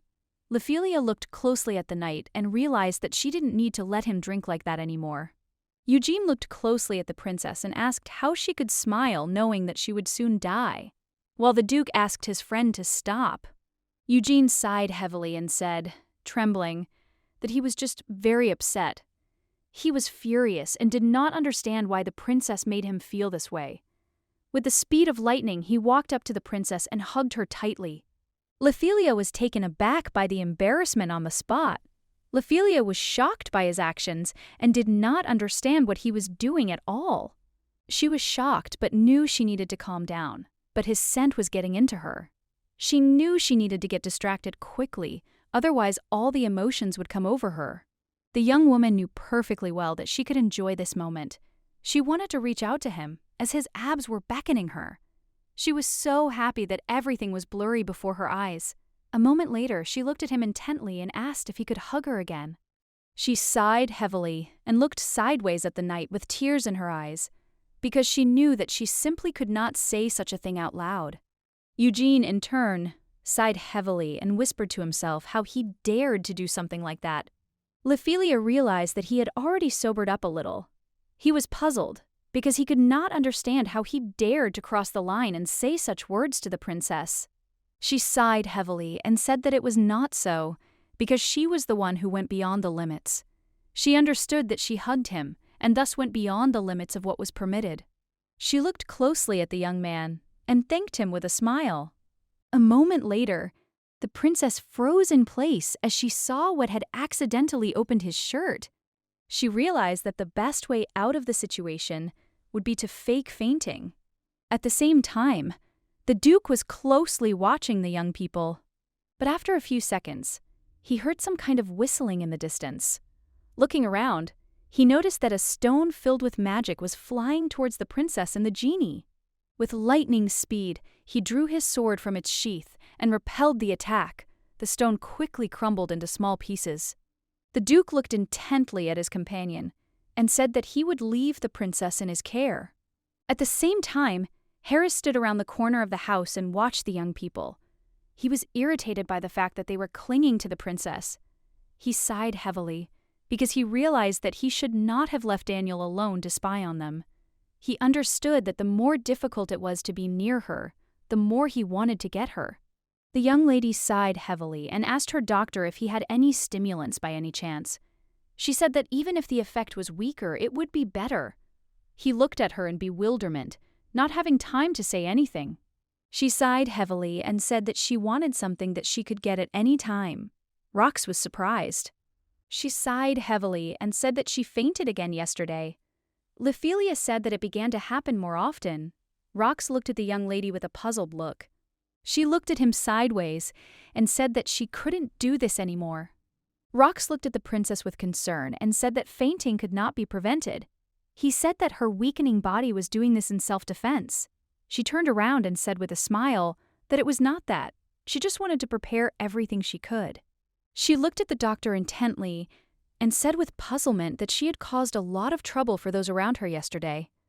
He looked at her in surprise and asked what had happened. The princess began to speak, but suddenly turned around as she heard the door open. She froze for a moment when she saw her knight, with a puzzled expression on his face. She was shocked as she realized that he had heard their conversation. Unfortunately, yesterday she went crazy because she drank too much for no reason, and while she pretended to faint, she actually fainted. She knew that Eugene was also drunk, so it was difficult for him to walk straight. She looked at Eugene intently, as she felt very sorry that he ended up in such a situation because of her. Eugene, in turn, looked at the princess intently with tears in his eyes. A few seconds later, he dropped to one knee with lightning speed. He looked at her with alarm and asked if he could find out what she meant by saying she had caused trouble. The young lady looked at her knight in confusion, wondering if he had really asked her to list all her sins. She sighed heavily, as she had to tell him everything. Lephelia sighed heavily and looked at her knight and said that she went where she wanted and made them drink too much, so because of her, they had to listen to terrible things about other people. He looked at her intently. The young lady averted her gaze from him, as she wanted him not to react so anxiously, which made it more difficult for her to continue her dialogue. She sighed heavily and said that when she fainted, she caused a lot of trouble.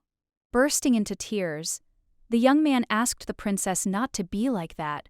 He didn't want her to do something like that to him. He sighed heavily and said that he was responsible for it and she should not take his sins on herself. She froze for a moment in shock, as she did not understand what he was talking about. She was shocked and did not understand at all why he was crying, but she looked at him embarrassedly and knew that he was handsome even with such a face. Lephelia sighed heavily, because she knew that if this continued, she would faint again.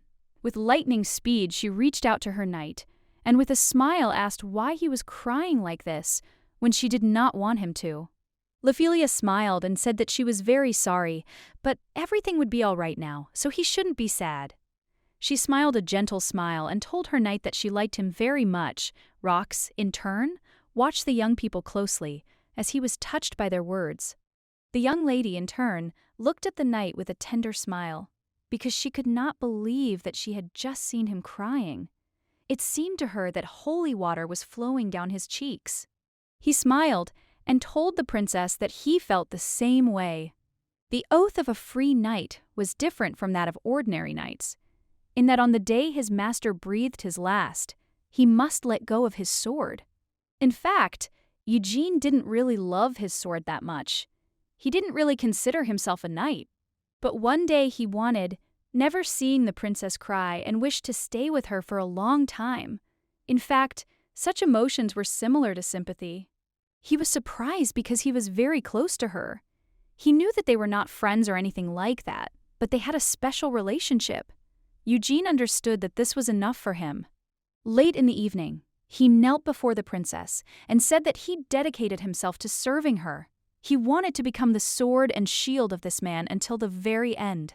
Smiling, he said that from this moment on, her beating heart, his life, was now hers. The Duke looked at him in surprise and asked if he was really taking an oath to a sleeping man.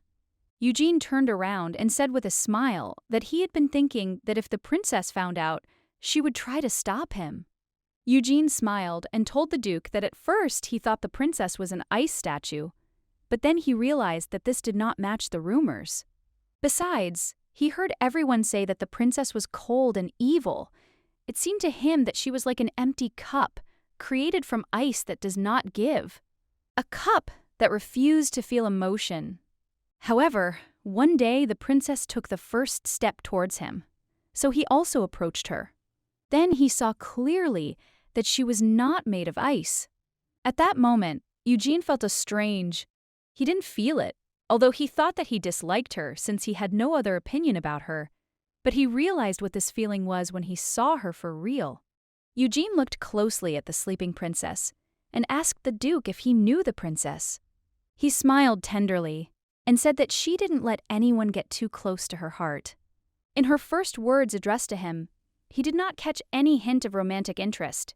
It was a feeling similar to a blooming spring field. He actually liked it. It was the first time he felt attention without romantic hints. Maybe that's why he gradually began to fall in love with the princess. However, he understood perfectly well that she had drawn a clear line between them. At that moment, he realized that, unfortunately, there was nothing he could do. But even then, he still found her attractive. Eugene, for his part, could understand why she had drawn that line, but he still felt very sorry for her. Eugene knew that this was the reason the princess never had her own people, which is why now he would like to become the one who can take care of her. Looking at the Duke, he smiled and said that he wanted to tell about this oath a little later, until the time came. He asked his friend not to tell the princess about this. He sighed heavily and said that with such a character, the princess would probably worry and feel guilty about it. The Duke sighed heavily and said that it was pure truth. Eugene thanked the Duke for his understanding. At the same time, the young man watched them closely. He was told that he should not harm this person, because her mother's family may seem indifferent, but this is not really the case. Harris, feeling angry, told his companion not to interfere, as he was not at all concerned about such a thing, and he also told his companion that he was not the person who should be concerned about her well-being. The young man told his friend that he had informed him of the gates because he might get hurt. Harris irritably told his companion that if he continued to talk about it, he himself might get hurt. Harris was furious with his friend, but he couldn't say much against him. He sighed heavily because of the nightly oath, because the acquaintance was becoming more and more interesting. Today, the young lady had a dream where the princess was 8 years old. The princess sat quietly and slowly fiddled with the gift in her hands. It was still wrapped in a box. She looked at the princess in surprise, as she didn't understand why she still hadn't opened the door to him. A moment later, she turned around as she heard the maid calling the princess. Emma looked at the young princess with concern and asked if she had something important. The princess sighed heavily and told her maid that she would open the gift a little later. The young lady of the phosphates queue understood that the princess was afraid that the pleasant anticipation of the gift would disappear, so she took her time in order to have time to enjoy it. With tears in her eyes, she looked at the princess, as the teacher wanted to hug her. She was puzzled, because everyone was treating the sweet princess very cruelly. She knew that if she had been there, everything would have been different. Sometime later, the young lady woke up and shuddered as she tasted blood. She sighed heavily, as she wanted to see more pleasant moments with the princess. She slowly stretched, as she felt lightness in her body. This time, she fell asleep much earlier, as the doctor refused to give her stimulants, and instead she took the stabilizing ones that he had given her earlier and quickly fell asleep. She looked intently into the mirror and thought for a moment, because she knew that she had to go to the market to leave some traces, and she also knew that she had to go to that bar again. She sighed heavily, as she was very worried about her knight, with whom they had recently had a very difficult situation. She sighed heavily, knowing that she would have to postpone the meeting with Harris a little, because she still had to receive money for the salons that she had sold earlier. She wanted to quickly get the money and go look for Avon. Lady Avon, a charming creature, is the main character's friend, despite the fact that she loved the main character. The young lady sighed heavily, as she felt embarrassed that Avon hated the princess, but she knew that even if such originals did not happen, everything was completely fine. Sometime later, the young lady, her maid, and the knight visited the market. Linny, in turn, was delighted by such a spectacle. The young maid happily looked at everything that came her way. She was puzzled and confused, but at the same time happy, because she did not know where she could go. The princess looked at the maid with a joyful smile, because she was very glad that she liked everything. The young lady knew that her maid came from a famous family. But when she was little, her family died in a heat wave. Soon after, she entered the palace. Perhaps because she had lived and worked as a servant from a young age, she was not familiar with the outside world. The young lady looked closely at her maid, for she saw that she was as enchanted by her first walk as she had been. The young princess looked away in surprise, as she did not understand why so many people had gathered there. She froze for a moment as the young man sprinkled magic dust on the cotton candy and worked his magic. She was surprised because she saw regular cotton candy, but this one was very shiny. Ophelia was surprised to see cotton candy in this world. The young maid watched the performance with admiration. A moment later, the young girls looked with admiration at the young man who was preparing cotton candy. Eugene looked at them intently, with a gentle smile on his face. With the speed of lightning, the princess grabbed her maid and said that they should quickly go and eat the cotton wool. The maid supported her in this. After some time, the princess's face changed, as she was very tired after such movements. She was too excited and played too much, so she was tired. The maid looked at the princess with tears in her eyes, because all this was because of her. Eugene looked closely at the princess and said that he would ask the doctor to give her some medicine to increase her stamina. Sometime later, the princess clearly felt that Eugene's care had gone beyond all bounds. It seemed to her that the medicines she had received were not enough, and he brought her a very filling dinner. Unfortunately, the princess couldn't handle such a dinner on her own and asked her maid to eat with her. After eating and playing for several days, the memories of the 9-year-old princess returned. The young princess has become more mature this year. The young lady, in turn, felt alarmed when she saw that the princess began to look more like an ice statue. But she was still an innocent child who loved to learn and make origami. Perhaps this hobby interested her because she couldn't go where she wanted. Ophelia sighed, as she understood that folding origami was still difficult, and, unfortunately, she couldn't do it like a real princess. Emma looked closely at the young princess and said with a smile that she had brought her the thing she had asked about earlier. Emma told the princess that if she touches the crystal, the diary will remember that she is its owner. She said that the diary has many functions, but it seems that there are also specific ones that only the owner knows about. Emma assured the princess that the diary had the highest level of security, and Ophelia was amazed, as she had not previously known about the existence of such an item. The maid smiled and told the princess that she had made sure that there were no dangerous features in it, so she need not worry about such things. Emma looked at the princess closely and called her. She smiled and told the princess that she was a very good person to her. Ophelia froze for a moment in surprise and embarrassment. With the speed of lightning, she grabbed her maid by the hand and said, with a smile, that she was also a very good person, and for her, she was family. A moment later, the princess was taken aback and apologized for causing the maid inconvenience. Emma smiled and thanked the princess for such words, and she also said that she would always be by her side. Sometime later, The princess stared at the diary as she had to touch the front to start writing in the diary. She slowly pressed the diary and looked at it intently, but a moment later she heard a ringing sound. The young lady jumped up with the speed of lightning and sat on the bed. She was worried because she did not understand what had happened, because when she touched the stone to become the owner, she felt as if she had plunged head first into water. Now I think about it, she remembered that this diary had other functions. It could track magic, repel magic, and it also had several levels of protection. They said that if you filled all the pages, you could meet the spirit of the diary. Moreover, if someone who is not the owner of the diary opens it, they will only see fake entries. She understood that if she could meet the spirit of the diary, then no one would be able to recognize the deception. The young lady was shocked that she could meet such a thing on her way. She was also told that the spirit could perfectly copy the owner's memory. She was amazed by the new gift and knew she needed to write in it immediately. Sometime later, the young lady began to keep records in her diary, but she still wondered from which events exactly she should begin to keep records. Immersed in the letter, she did not hear how the stranger spoke to him about them in his room.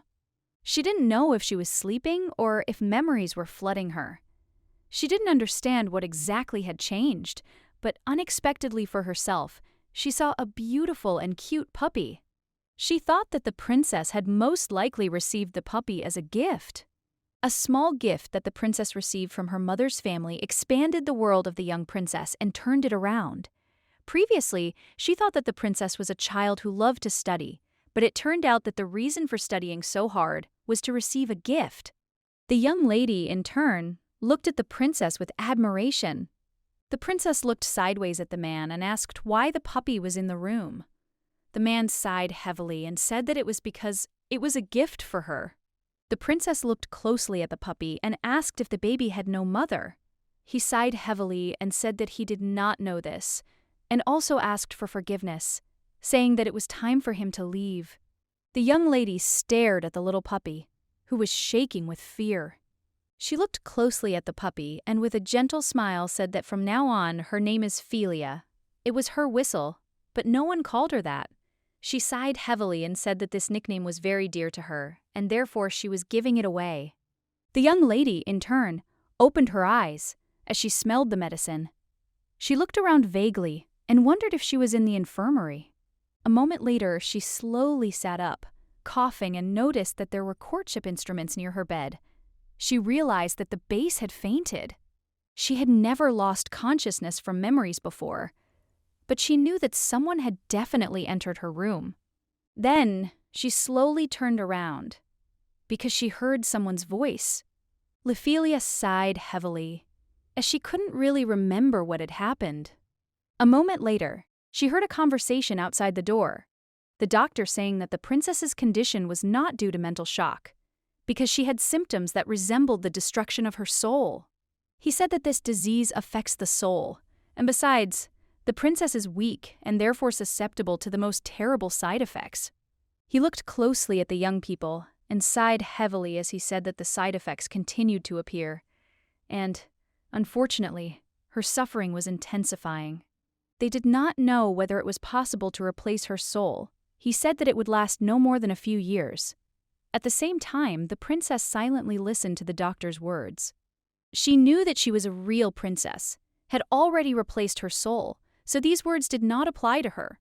But she suddenly remembered how the princess looked with a smile at the puppy, who was dear to her. Unfortunately, the face of the young princess did not leave her head. What happened to her now meant nothing. Unlike the memories that returned to her, unable to bear it, she cried bitterly.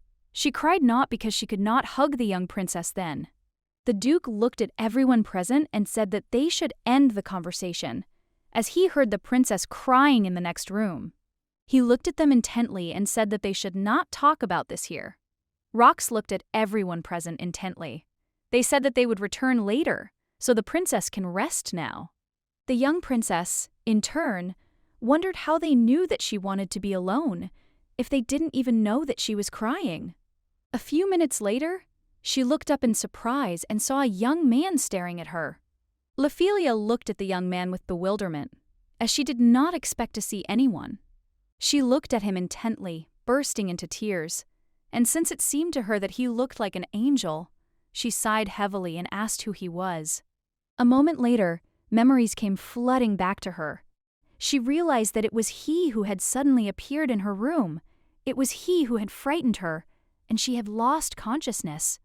She didn't understand who he really was. The young man looked at her intently and said that he was an angel. She looked at him with a puzzled expression, as she realized that he had a very high self-esteem, but in turn, the young princess only smiled. Of course, she thought that he looked like an angel, but she did not think that he would call himself an angel. But still, it was worth admitting to herself that she felt much better after his words. But unfortunately, she didn't even really know who he really was. But unconsciously, she reached out to him. Ophelia was surprised and at the same time puzzled, as her hand moved on its own. She wanted to stop, but it was all in vain. At the same time, the young man quietly looked at the young princess. Because he didn't resist her, the princess felt like she was doing something bad. He looked at her intently and asked if she was no longer crying. She smiled and said that everything was fine now. He looked at her in surprise and asked why that was so. The young lady, in turn, knew perfectly well that she had to match the mood. She smiled a radiant smile and said that it was all because she had met an angel on her way. In turn, the young man looked coldly at the princess, but did not answer. Milady, in turn, looked awkwardly at the young man. She realized that she was too excited, but she still needed to stop. The young man approached the young princess with lightning speed and asked with a grin if she wanted to go somewhere with him. Ophelia froze in place for a moment in embarrassment, but in turn, she would gladly go somewhere with him. A moment later, she turned around as she heard her knight's voice. With the speed of lightning, the young man blocked the princess with his body. Eugene looked at the young man with fury. The young man smiled and said that his name was Harris. He looked at the princess with a grin and said that she should remember his name. With the speed of lightning, the young man disappeared. After his sudden disappearance, the princess froze in shock because she did not expect him to come to her. The Duke looked at the princess with concern and asked if she was okay. The Duke looked closely at the knight and told him to immediately set out in pursuit of the young man. And he also told the princess that she had nothing to worry about. Ophelia thanked the Duke for his concern with a gentle smile. She knew that her knight most likely did not understand the young man, because he was simply an abnormal person. The princess looked closely at the Duke and said with a smile that she was fine and he could return to his place. Kane bowed and agreed with her. Harris, the head of the Information Guild. In the original novel, he was known as a completely insane character. He had a truly angelic face, but in reality, he was a man with strange tastes. For example, he enjoyed seeing someone's crying face. He was a supporting character who always chased after the crying main character. At that time, he seemed like an ambiguous character who constantly helped the young heroine. And so he tormented the heroine, calling her crying face seductive. But in the end, he fell in love with their main character, like everyone else. But his ending was just as pathetic as the other heroes. Everything happened this way because you are the original new one, whether he died to save the main character. Before he died, he really wanted to see her cry for him. But Ariel, bursting into tears, asked him not to die. The young lady burst into tears and said that she was very afraid to be alone. But after these words, she continued to shout out the name of the crown prince. Ophelia was thinking about the original plot, and she felt like the main character and the young man were meant for each other. But she knew that the ending was too miserable for him. So she wanted to make sure that he didn't die this time. The young man, in turn, returned to his office and thought about this situation with the princess. He sighed heavily and thought, as he knew that her crying face was the best one in his life. He remembered her beautiful, radiant smile when she said her spirits had been lifted when she met an angel. He knew her face was beautiful and he could look at her for days. Then he smelled her tears. He felt the trembling in her hands, but still he liked her touch. The young man, in turn, was agitated, as the captain had disappeared without leaving a trace. Harris did not pay attention to such words, and ordered his subordinate to find out everything about the princess. The young man looked at the general in surprise and asked why he wanted to know about her in particular. Harris sighed heavily and said that he was interested. The young man looked at him in surprise and asked if this was serious. Harris looked intently at the young man and asked a counter-question. The young man looked at his boss with a smile and said that it seemed like it was love at first sight. He could hardly contain his laughter. Harris sighed heavily and told the young man to shut his mouth and do as he was told. Harris said that he must know everything about the princess, starting with her little habits. The young lady knew that she shouldn't faint because of the beautiful and handsome faces of the young men. She wanted to create a perfect plan, because if she switched her attention to something else, then perhaps she could reduce the chance of losing consciousness. She smiled and asked the knight what his favorite color was. Eugene thought for a moment and said that he didn't know exactly what his favorite color was, but he often wore white. The young lady looked at the Duke with a smile and asked what about him. The Duke sighed heavily and said that, unfortunately, he didn't have a favorite color. Ophelia thought about their styles for a moment. She saw that Eugene had beautiful silver hair, so white would suit him best. She knew that with sophisticated yet simple pieces, it would create the perfect style. Eugene looked at the young princess in surprise and asked if she had just spoken to him. She smiled and sheepishly said that it was true. Eugene smiled tenderly and said that this was something new, because he had often heard that only the most fashionable clothes suited him. She smiled and said she thought a sophisticated look would suit him best. She looked closely at the Duke and said that, on the contrary, fashionable clothes in dark colors would suit him. Ophelia looked at the Duke with a smile and asked what they thought about going shopping together. The Duke looked away from the princess in embarrassment and said that if she wanted it, they could do it. Ophelia was shocked by his embarrassed face, as he looked very cute, but in turn, she knew that she had to restrain herself. She recently learned that the Duke had asked for leave. He could not leave the princess with the knight until that suspicious man was caught. Ophelia was leisurely strolling through the streets and stopped for a moment near a store. She looked at the store window with a joyful smile because she didn't know that shopping could be so much fun. She froze for a moment because she saw a beautiful gift for the Duke, but in turn, she also noticed another gift for Eugene. She was looking at the different goods with a joyful smile, but suddenly she heard someone's voice. With the speed of lightning, she turned around and saw a young man who was looking at her with a smile, while the young people looked at him warily. Ophelia looked at the young man with a joyful smile and called him by name. But a moment later she was jumping up and down towards him, smiling and saying that he was an angel. Eugene froze in shock, not understanding what she had just said. The Duke looked closely at the young man, because he wondered if the princess had just called him an angel. The princess smiled and said that it was exactly so, because he himself said that he was an angel. Eugene froze in shock. Ophelia hoped that her knight would try to understand that she and Mr. Angel were just crazy. She smiled, looking at the young man, and said that she was very glad to see him, but did not understand how they managed to meet in such a place. He smiled and said that he knew everything.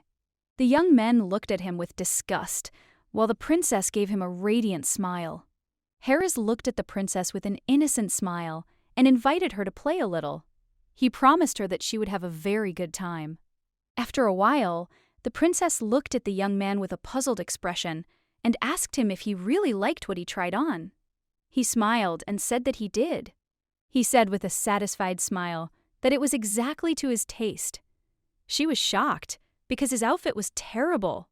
In fact, some time ago, the young princess met with Harris. Eugene sighed heavily and said that the young man had rather questionable taste. She was puzzled because she saw that the handsome men did not get along with each other, and they behaved as if they were sworn enemies. She knew it was very sweet, but she still didn't want them to fight over her. Of course the young princess was delighted, but she didn't want to faint again. She smiled and, looking at the young people, asked if they all wanted to go shopping together. In the end, they went looking for clothes. The young lady knew that in the original, the main character was always cautious with the young man, but now she understood why the main character acted this way. She was shocked because his style was even worse than in the original novel. Ophelia looked closely at the young man and asked if he would like to try on the outfit she would choose. She wanted to get rid of his old outfit as quickly as possible. With the speed of lightning, she began searching. After a long search, she found what she was looking for. Ophelia looked at the young man with admiration after he tried on the exquisite outfit she presented him with. She was glad that her sense of style was at the highest level. She looked at him with a smile and said that this outfit looked very nice on him. He looked at her in surprise and asked if she would really buy this outfit for him. The princess smiled and said that this was exactly the case and that he should accept the gift. With lightning speed, she turned around and looked at the saleswomen. She looked at the young ladies with a smile and made an order. She had never known before that searching for outfits could be so much fun. She really wanted to spend money on things like this. The young lady looked at the Duke intently and said that she was in his debt. A moment later, she presented the young people with a whole mountain of gifts. They were shocked, as they did not expect such a thing. The Duke looked closely at the young people, because he did not understand why the princess was so favorable to the suspicious man. A moment later, he opened the plain box, which contained a beautiful brooch from the princess. He looked at the brooch with excitement. A moment later, he thanked the princess for the gift. She smiled and asked if he liked the gift. He smiled and said that everything was exactly like that, and she beamed with joy and said that she liked him too. The Duke looked at the princess with a tender smile, because he saw that she was having a lot of fun, and he thought that such spending was not so bad. A moment later, the princess approached her faithful knight and asked him to accept another gift. The young man was taken aback and said that he had already received so much from her. Harris looked at the princess intently and said that he would like to ask her something. She smiled and asked what he wanted to know. While eating delicacies from the street, he leisurely asked the princess why she didn't buy anything for herself, and for a moment everyone froze. The princess looked at the young man in surprise, but hesitated to answer. She, in turn, did not understand why she had to buy something for herself, but was still touched by his concern for her. The young princess smiled and said that she was fine and did not need anything. The young people stood still for a moment with sadness on their faces. She looked around shyly, because she knew that it was enough for her that the young people were next to her. Harris looked away from the princess and asked if this was true. A moment later, with the speed of lightning, he turned around and walked in the other direction. The young people froze in silence and bewilderment, looking after him. A few seconds later, the princess told her companions that it was time for them to go. The lady was running in the crowd and asking for forgiveness, asking for the way, but unfortunately, she fell. Madame looked at the lady with fury and said that she was not the only one who was in a hurry, but she did not understand why the lady was pushing like that without any good reason. The madam was furious and did not understand what the girl was doing in such a place. Madame sighed heavily and said that she had come to find out if there was any work in the palace after so many years, but instead she had to deal with the young lady. The young lady rose up with lightning speed and shook herself. She looked around carefully, as she had heard all the conversations. Everyone present was saying that it seemed that even villains needed someone to command them, since she was recruiting new staff. Lady Avon. As a child, Bella was not like other girls. She was very interested in management. But after the birth of her younger brother, who became the heir, she could no longer study in the same direction. But she did not give up, and continued to study under the pretext of helping her brother. However, the parents who were watching her were not at all happy with this, and one day she found out that they had organized her help.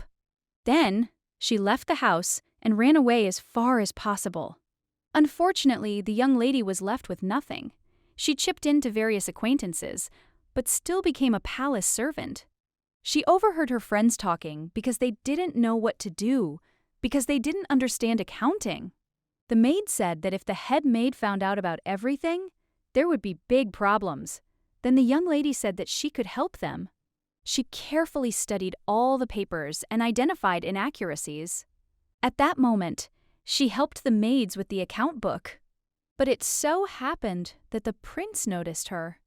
After which, the prince appointed the young lady as his personal secretary.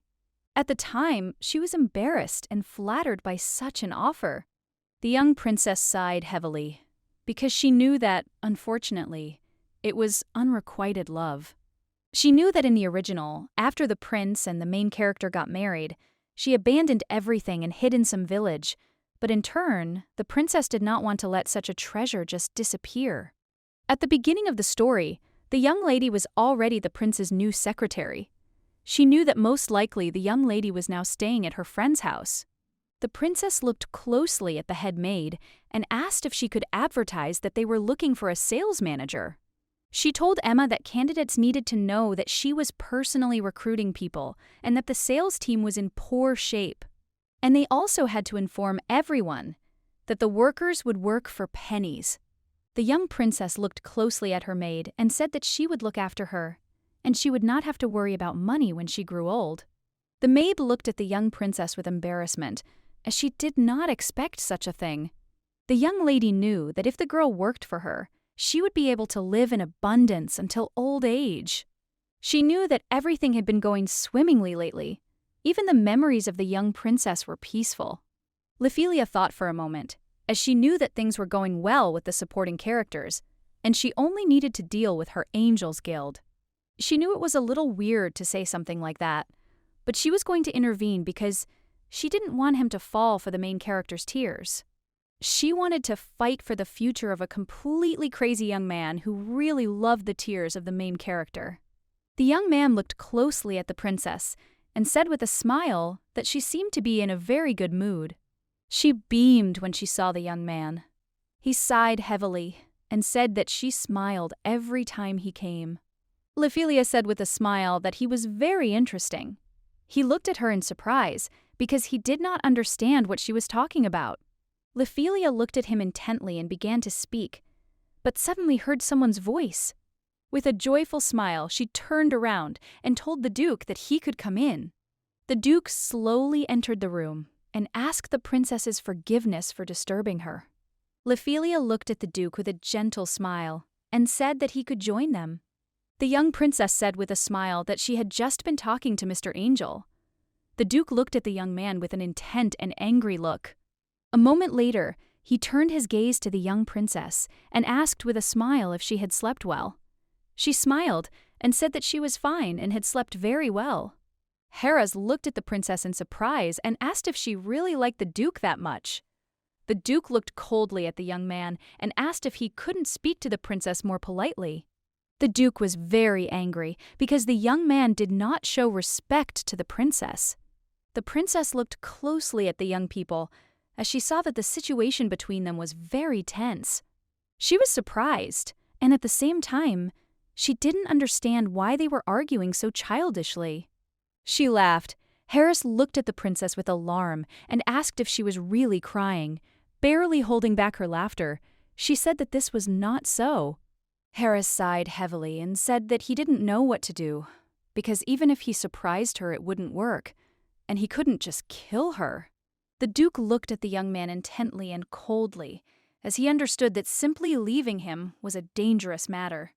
With the speed of lightning, he shielded the princess with his body, but the young lady, in turn, calmly looked at them. He sighed heavily, as he understood that kicking the young man out right now was the best solution. A moment later, he used his magic and summoned his sword, but the young man gracefully dodged his opponent's sword. With lightning speed, he jumped softly onto the balcony.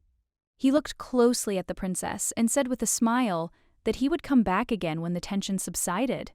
The young lady sighed heavily and said after the young man that he was very interesting. The Duke looked at my lady with alarm and said that the young man was very dangerous. Ophelia smiled and apologized to the Duke for making him worry. She understood that he was spending his entire vacation just to be with her. He looked at her shyly and said that he was very glad about it. Cain looked closely at the young princess and said with a smile that he had more free time now, so he could spend it on her. It took longer than she expected, but the announcement she made some time ago finally paid off. In front of her now sat the 5 final candidates that Emma had sent to her.